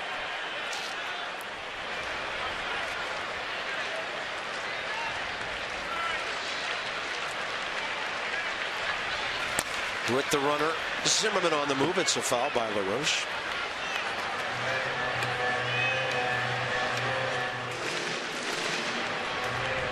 So you don't think they'll play him at third at all in the playoffs? He hasn't played. It's too late. I mean, there's only 3 more games after this.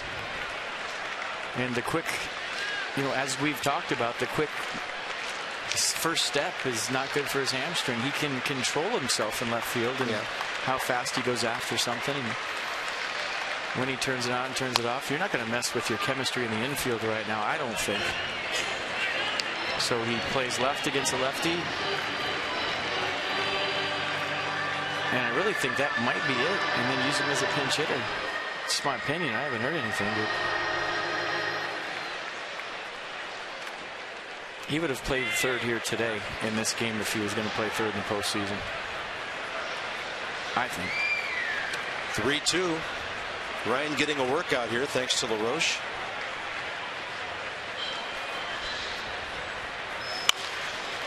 And the shortstop got a way to go here. Echeverria plays it well. Ryan Zimmerman, 2-out RBI, 3 hits in the inning. And now to the 7th, 4-0 Nationals.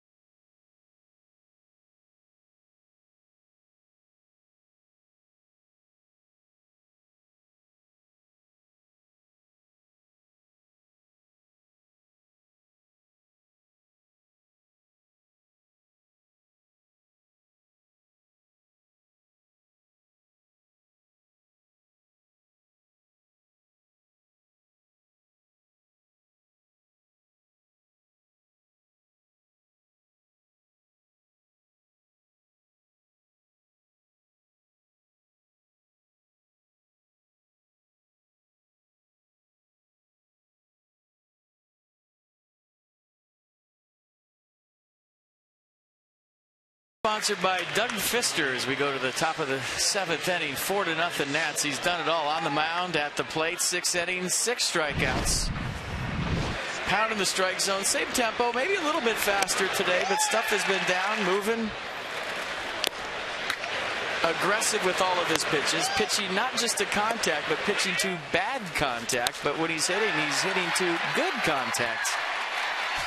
Lead off double last inning, end up scoring the 4th run of the day for the Nats.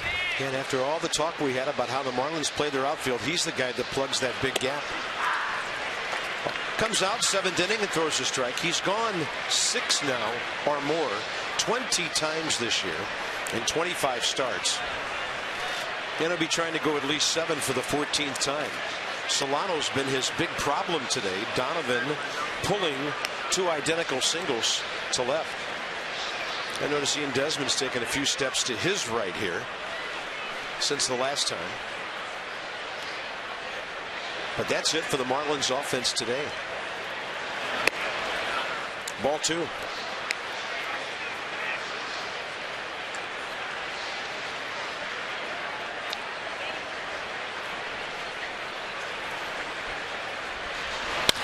He goes the other way, hits it well. Cabrera picks it off. All right, here's your AT&T fan photo. You only have, what, 3 more after today, and you're going to miss this so much. There it is. That is. Yeah, pups in the park recently.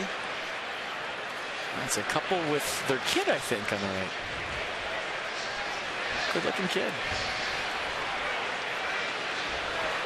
I'm not sure, but I think that was a Chihuahua. Here's McGee.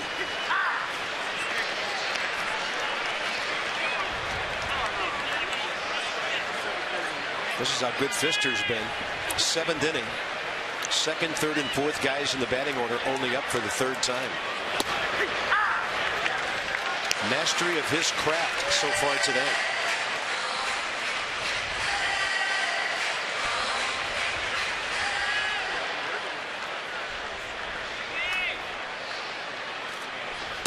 Got him.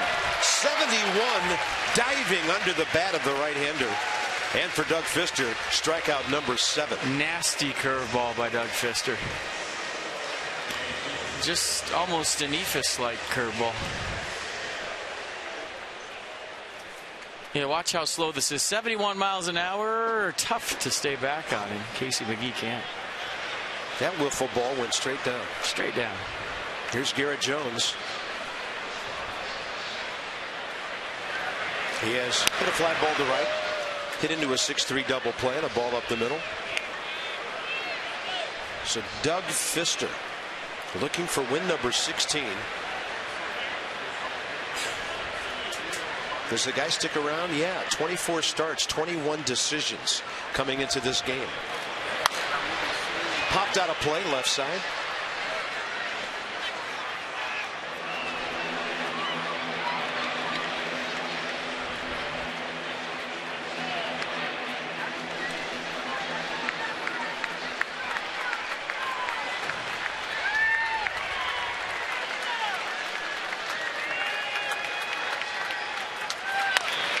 Doug Fister has now pitched 162 innings this year, and he will finish the season in the top 7 or 8, maybe even the top 5 in National League ERA.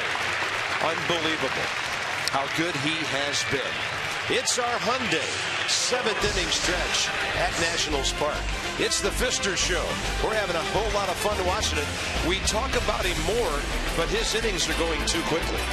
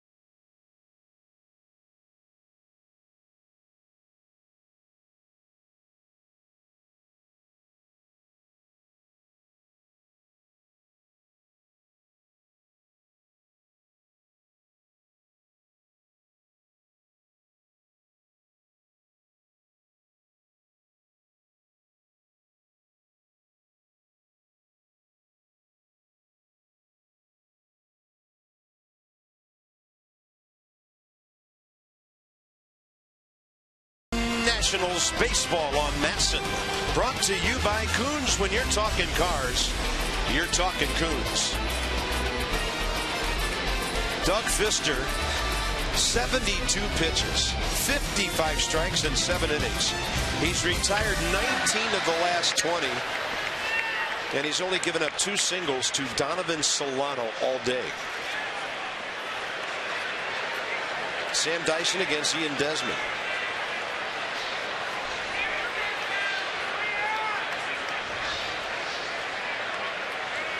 Our great friend Dave Van Horn, Hall of Fame radio broadcaster for the Marlins, just came over here. Pete, tell the folks what he said to us. He asked if Doug Fister could pitch game 2 as well, because he hasn't even broken the sweat in game 1. Yeah, it's a man who's seen some baseball for a long time in Montreal and Miami. It's not that easy. He didn't mean he wanted him to pitch game 2. He just was wondering if he could do it. And we were saying, I don't know. Hard-sinking fastball there, 1-2 to Ian Desmond, bottom of the 7th. Desmond, Harper, Cabrera here.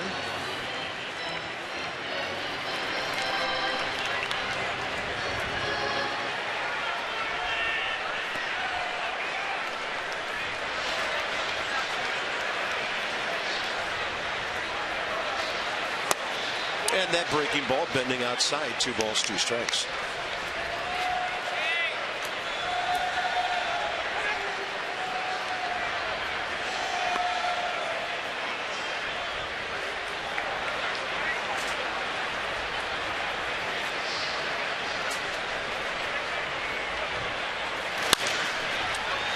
Jammed him, and Solano has it. First out, bottom 7th. Tomorrow, first 25,000 fans receive this year's Fans' Choice Tyler Clippard bobblehead, complete with goggles, presented by PNC Bank. Get your game tickets by calling 202-675-NATS or visit nationals.com/tickets. That's it right there. Yeah, for a minute I thought that was a shot of Tyler Clippard, but you're right. Yeah, that's what you get tomorrow. Here's Bryce Harper, 2 walks, a ground out. 25,000 of those. What if you got them all? Like one person got all 25,000. I don't think he'd make it very far from the ballpark myself. Bryce 2 for 3 career against Dyson with a double.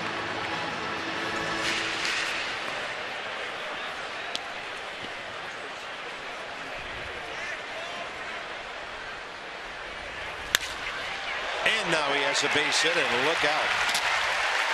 Harper on for the 3rd time.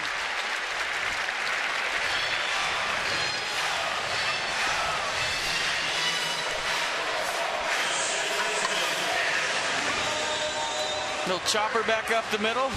Hard bounce off the dirt in front of home plate. Top spin. Base hit for Bryce. Nationals have only gone in order once today. That was the 4th. Jared Cozart walked 8 men. Made big pitches when he needed them. Only gave up 3 runs in 5 innings. Nats tacked on a run against Dyson in the 6th and looking to do it again. Asdrubal Cabrera has been aboard twice with a base on balls and an RBI infield hit.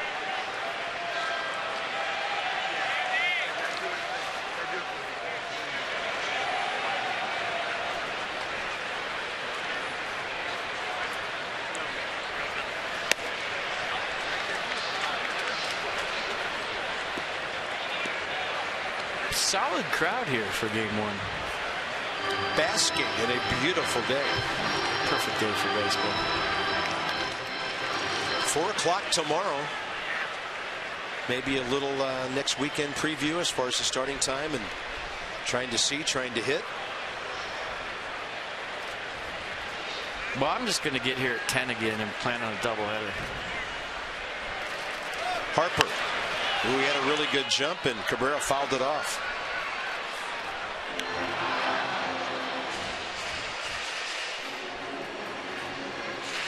Eight walks today and some cash, huh?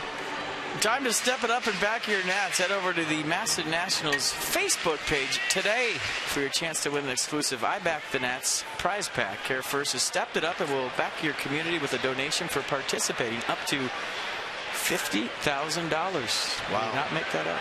They've been doing a great job all year contributing money to Girls on the Run DC for walks. Time given.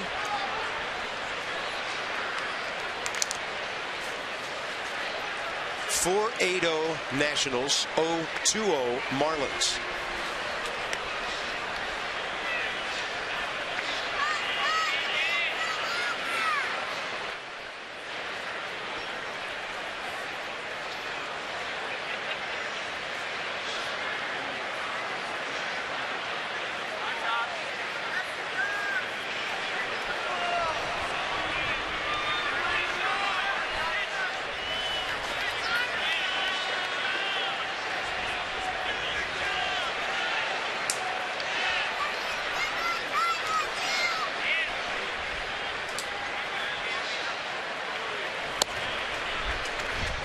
Easy take, and it's 2-1.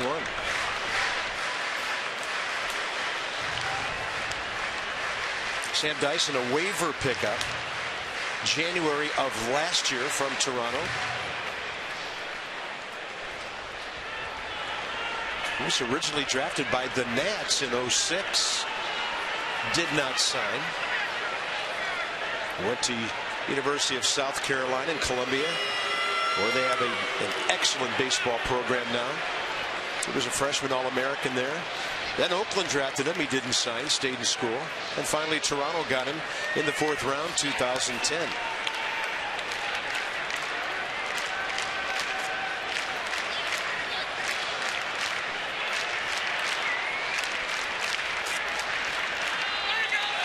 Harper on the move. Pitch up and in. No throw. Bryce steals it standing up. And Bryce Harper has his 2nd bag of the year. He's been looking like he's ready to run all day long. Straight steal right there, and as Drubel took a 2-1 pitch right down the middle so Bryce could get in a scoring position. Yeah, he tried to steal a couple of bags this week, and pitches kept getting fouled off.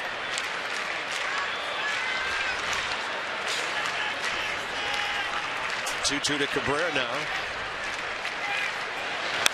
And he hits it high and way foul.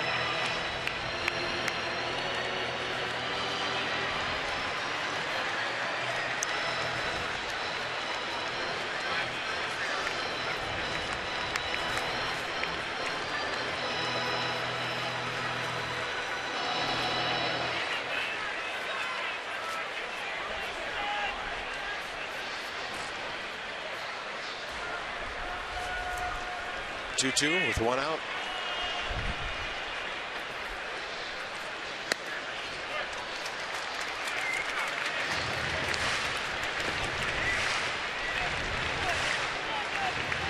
Dyson's fastball moving so much he's having trouble keeping it in the zone. Upper 90s with all kinds of movement.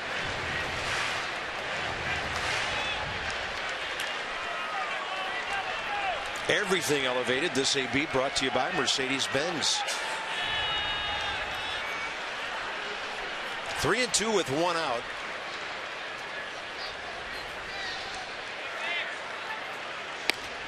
Wow. Now the Nats have been given 9 walks today.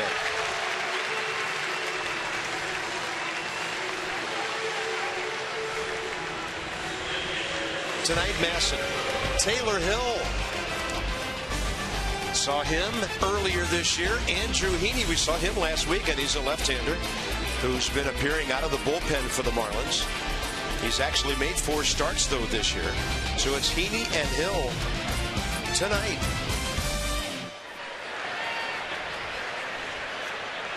Here's Lobaton with Pfister on deck. He's got some protection on deck right now. Good call. Ball knocked down. And then still out at first as he got Lobaton. Just goosed the throw over there, and it almost floated out of the reach of Justin Bourne. So that's 1-3 with a tag. Well, that's a perfect example of why you run everything out to hard to first base, because you just never know.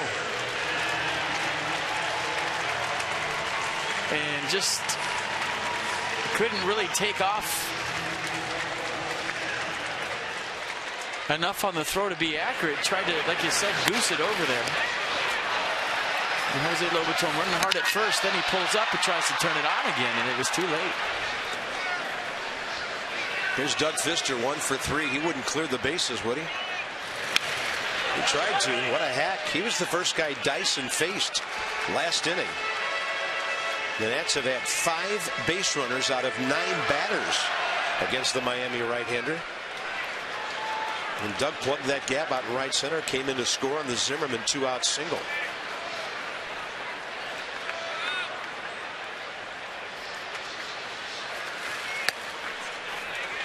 One ball, one strike. Left-hander Dan Jennings for the Fish.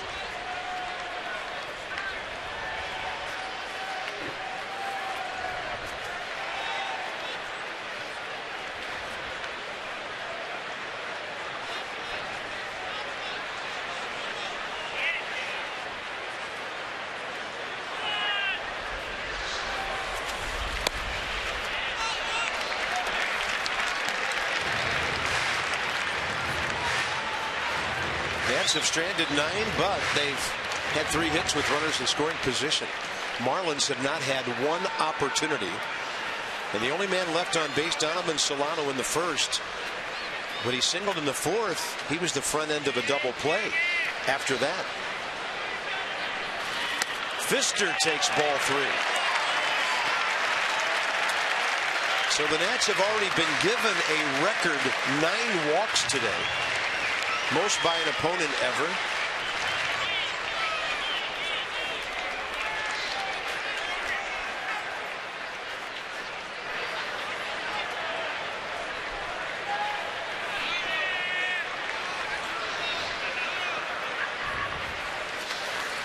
Not even close. Bases loaded.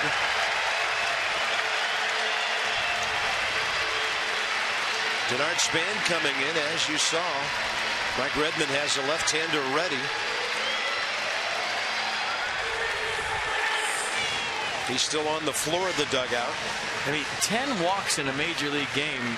The Marlins are lucky this isn't 12-0. Here comes Redmond. You just don't see that. So Dyson will go an inning and 2/3.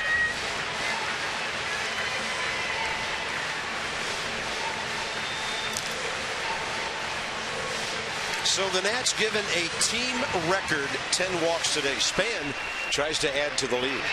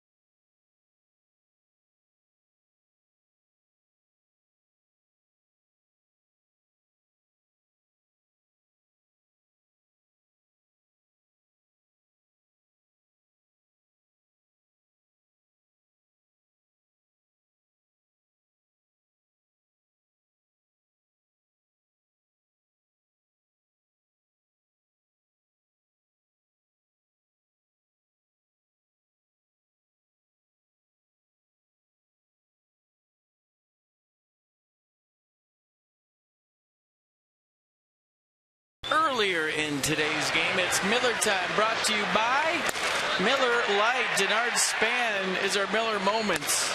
And we're going back to the 6th inning. And that was hit number 181 for Denard. And that is his personal best. He had 180 in 2009 with the Twins. And look at this. I like this one. New York Mets in 1986 won the NL East by 21.5 games. The Nats, if they win out and the teams behind them lose, have a chance for 20.5.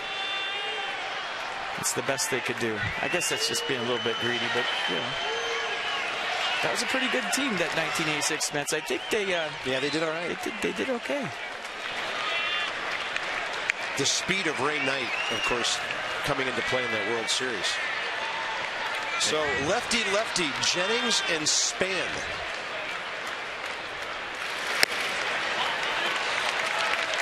Denard career against Jennings has done okay.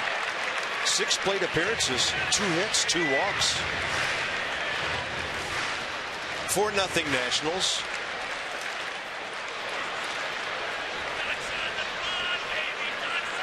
One of the 10 walks is scored today. That's it. It was the Ryan Zimmerman walk to lead off the 5th. That took an infield hit to get him in. Span eyeing it all the way in. Counts even. 1 ball, 1 strike. Bryce Harper singled with 1 out. With Cabrera batting, he stole second. Then Cabrera walked. And then after Lobaton grounded out, Sam Dyson walked Doug Fister. Only threw 1 pitch near the plate in that AB. Denard Gray with the sacks jammed over his career. Outfield way around to the left here in this southpaw matchup. If he hits a ball to right center, it might be an inside the park grand slam. I don't know. He may have to push Doug Fister over home plate. Probably catch him. I mean, you could make the argument that you don't even need to bring your bat up to the plate today.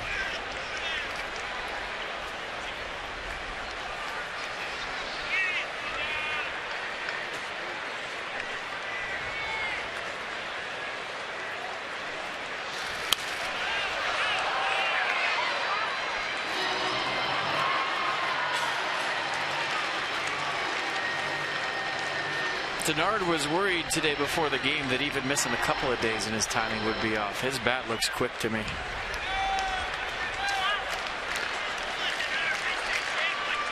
Yeah, every guy's going to have to kind of come up with his own way of staying ready next week.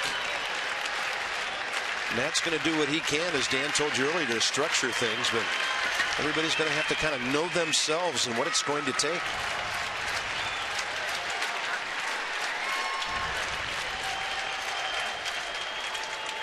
Two to Span.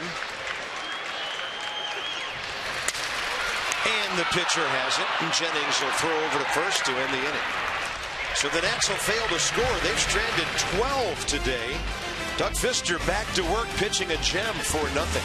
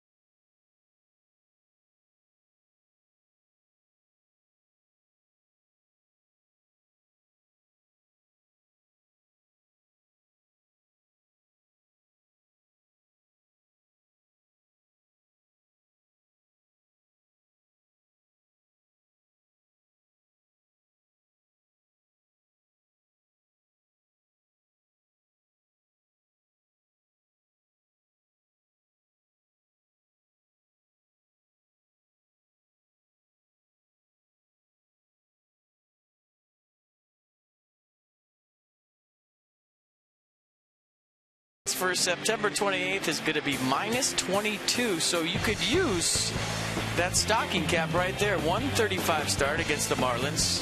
That's presented by Coca-Cola. First 25,000 fans get that hat right there. While supplies last at all gates.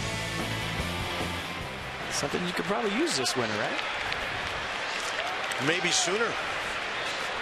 How about this? We showed this in the open. Last 9 games for the Washington National starters. This is before today.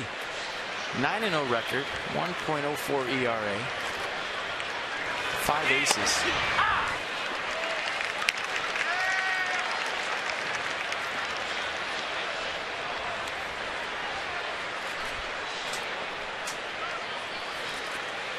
Doug Fister back to work here in the 8th. Saltalamacchia, the hitter, he has struck him out twice.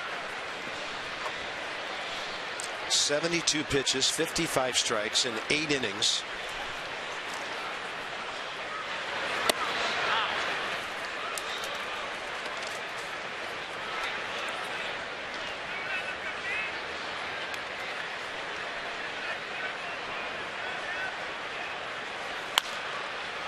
Out of play, left side.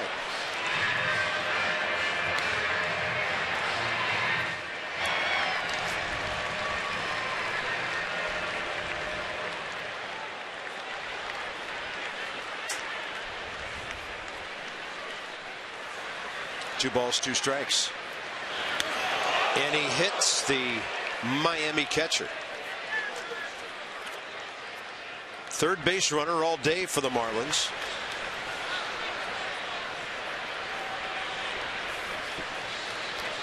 Fister had retired 19 of the previous 20 hitters. Yeah, it looked like he just kind of held on to that fastball cutter thing and it got Saltalamacchia right in the middle of the bat.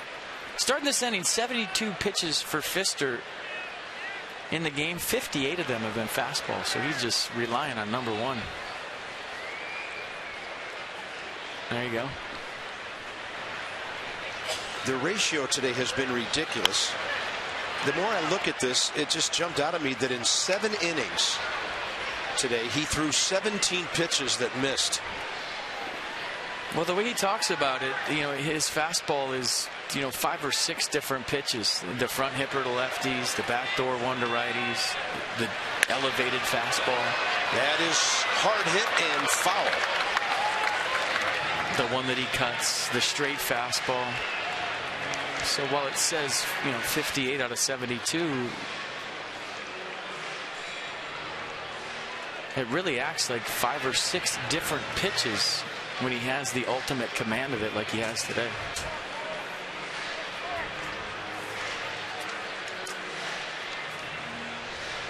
This is his 10th 0-2 count today. Justin Bour has pulled a ground ball and struck out. And way out ahead of 72. Taking the air out of a power hitter's swing. Nissan Tracks, strikeout number 8. Boy, when that curveball's locked in, too, good luck. He hasn't thrown too many of them today, but when he has, they've been just like the one you saw.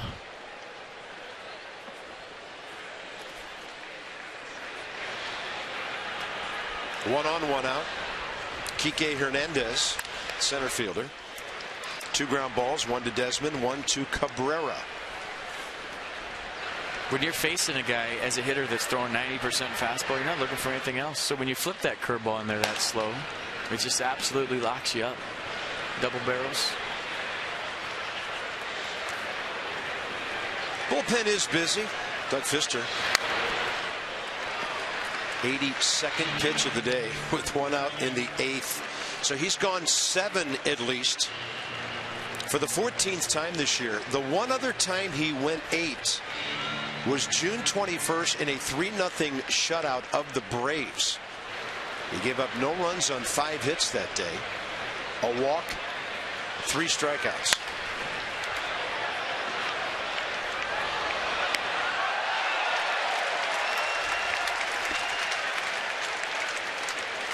The last complete game for Doug Fister was September 2012.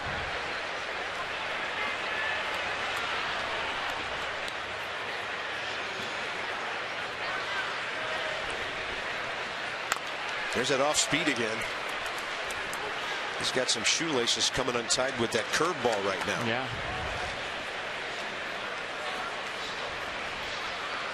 Not to be forgotten in all of this, the Nationals are fewer than 2 innings away from a big prize. We have a home field deal. Yeah, that could end right here.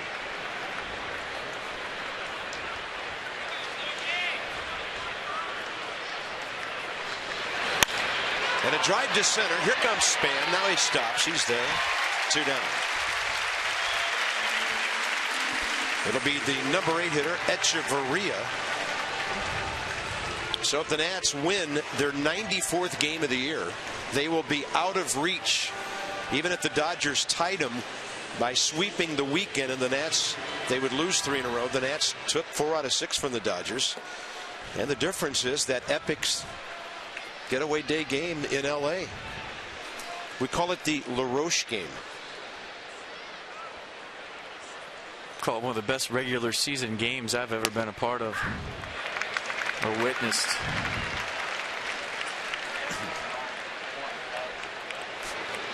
And the 400 fans that were in LA that day had a real treat.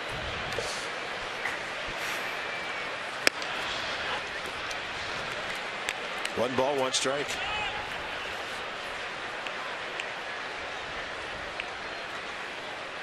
Jordani Valdespin in the 9-hole if the inning continues here.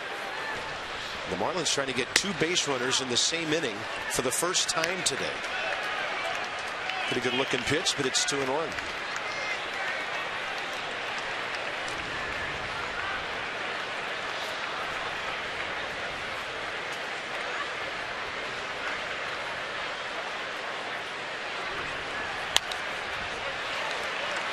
All right, 2 strikes, 2 outs.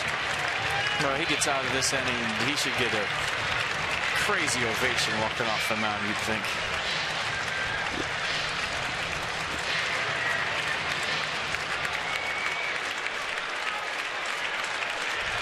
One out away from tying his longest outing as a National.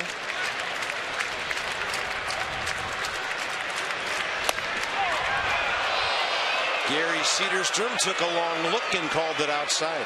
It was outside. Adam LaRoche going to play behind the runner here as you see the curveball missing away.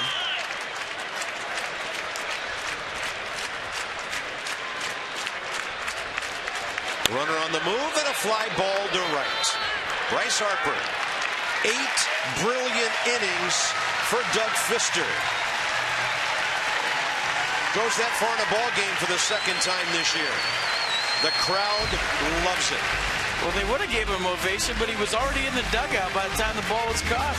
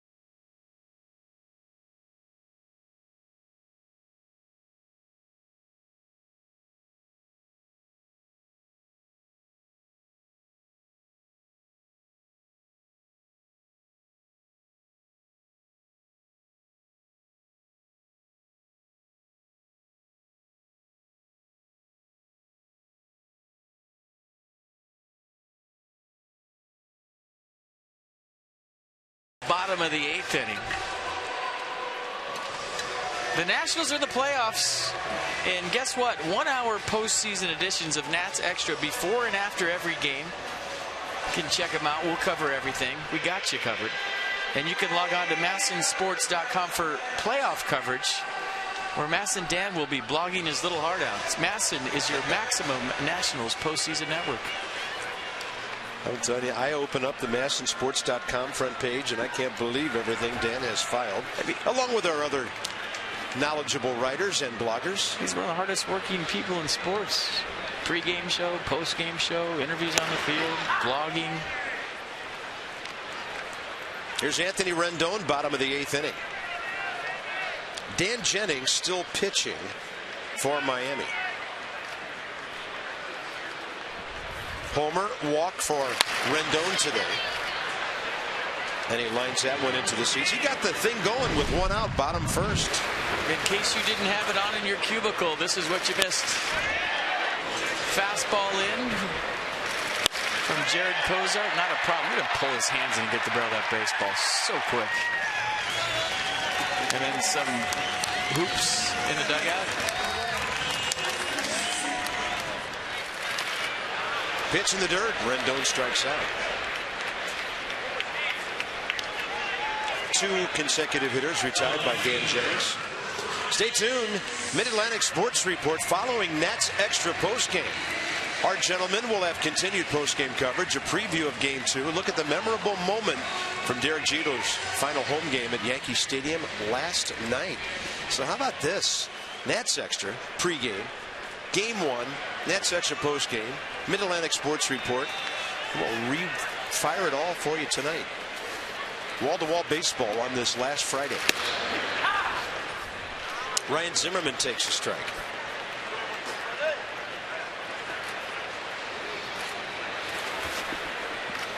So that home run today was the 63rd hit by the Nats since August 1st. The only team with more is the Orioles with 80.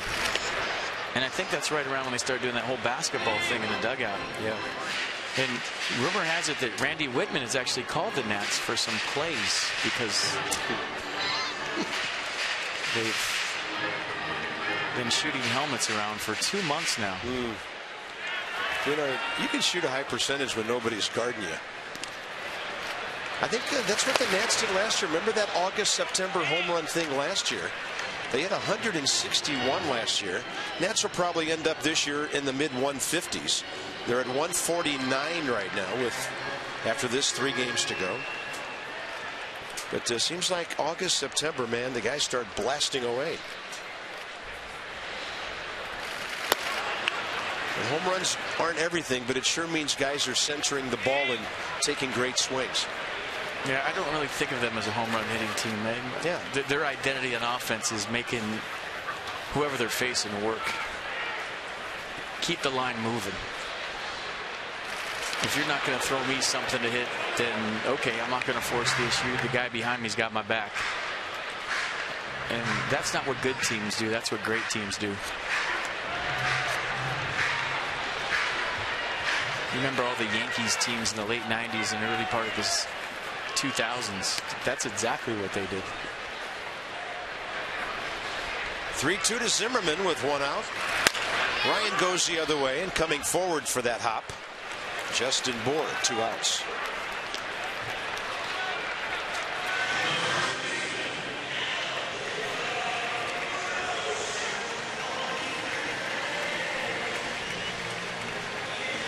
Adam LaRoche.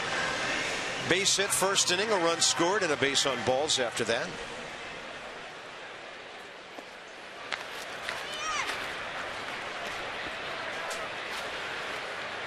And LaRoche 0 for 2 career against the lefty Dan Jennings.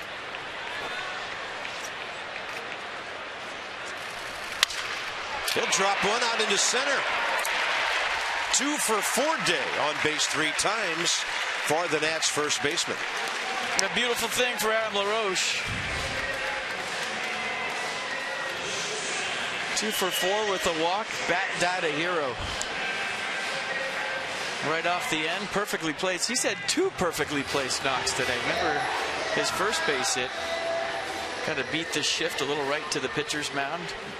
Ground ball in the infield, and that one right over short. Here's Desmond. Ian has been on twice. Double, walk, 1 for 3.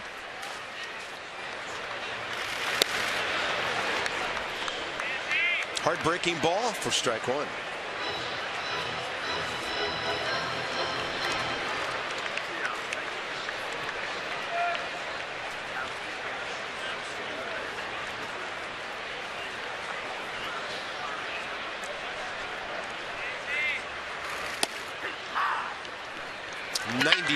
Right on the outside edge, and Desmond kind of froze and stared at the outside edge of the plate there.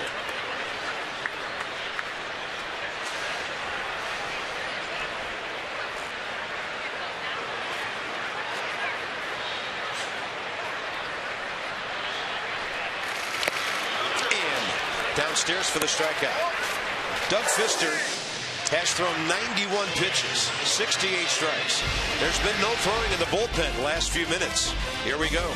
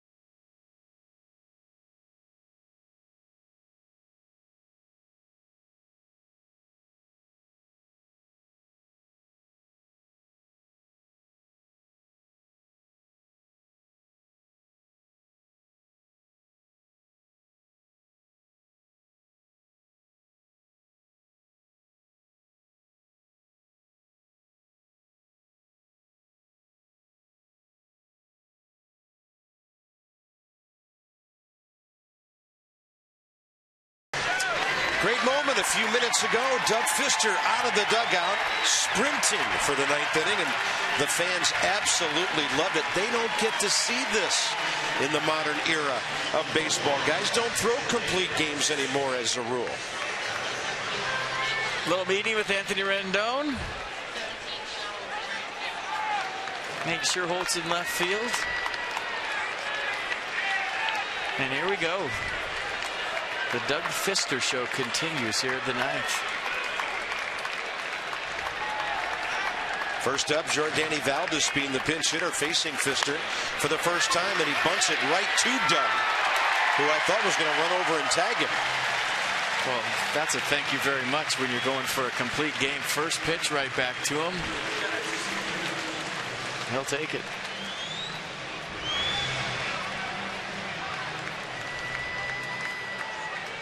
I'm looking at Doug's Roark, Zimmerman twice, complete games this year. Johnny and Ray, Nats Extra, a lot to talk about when this one's over.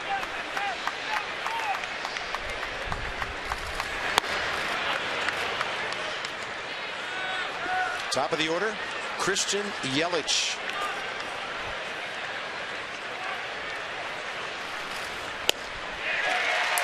Doug Fister in his career has gone the distance 6 times. 1 shutout 2 Septembers ago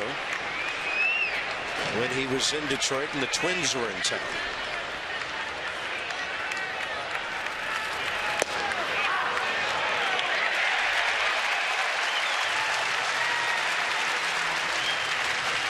A pitcher with momentum.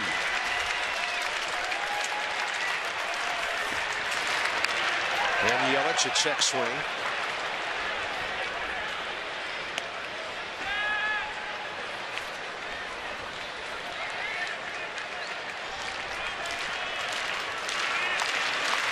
By the way, first pitch strikes to 24 out of 27 batters today.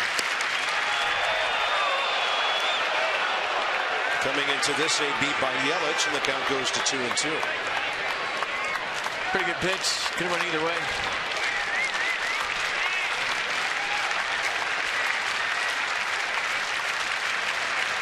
Swing and a miss on 74.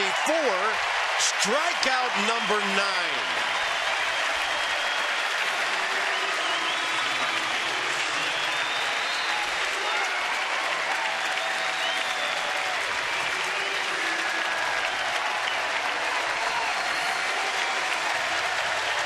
And those who came today for a rare Friday afternoon game are seeing something very special.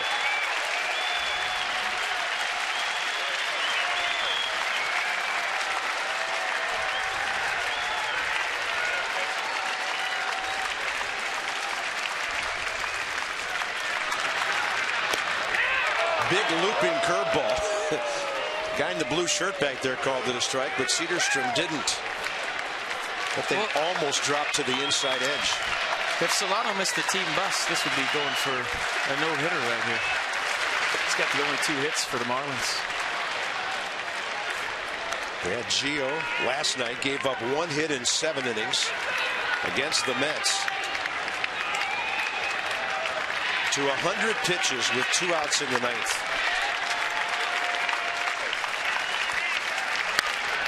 This one, right field line. Slicing! And beyond the reach of Bryce Harper, that ball is deep into the corner. Solano can run. He's approaching third. Brett Butler will hold him. 2-out triple.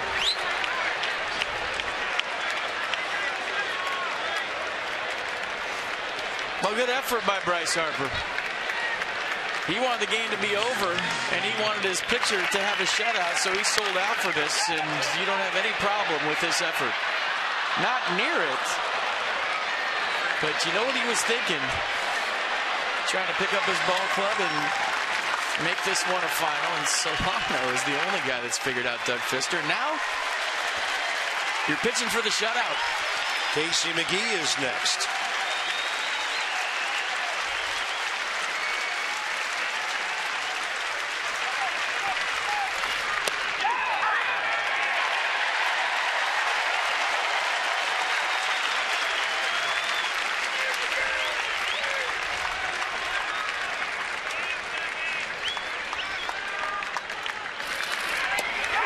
did he go? Home plate umpire doesn't need to appeal.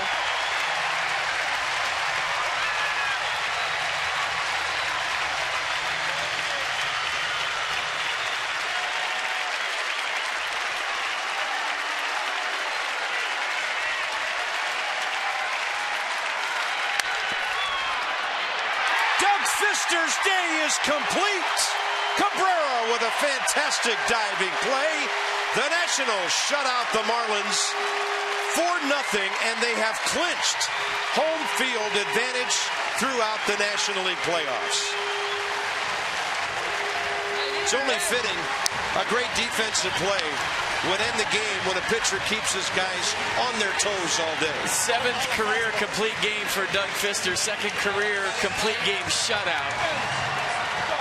And the hug just now between Doug Fister and Jose Lobaton tells you all you need to see about what Doug thinks about his catcher and riding a shutout right there.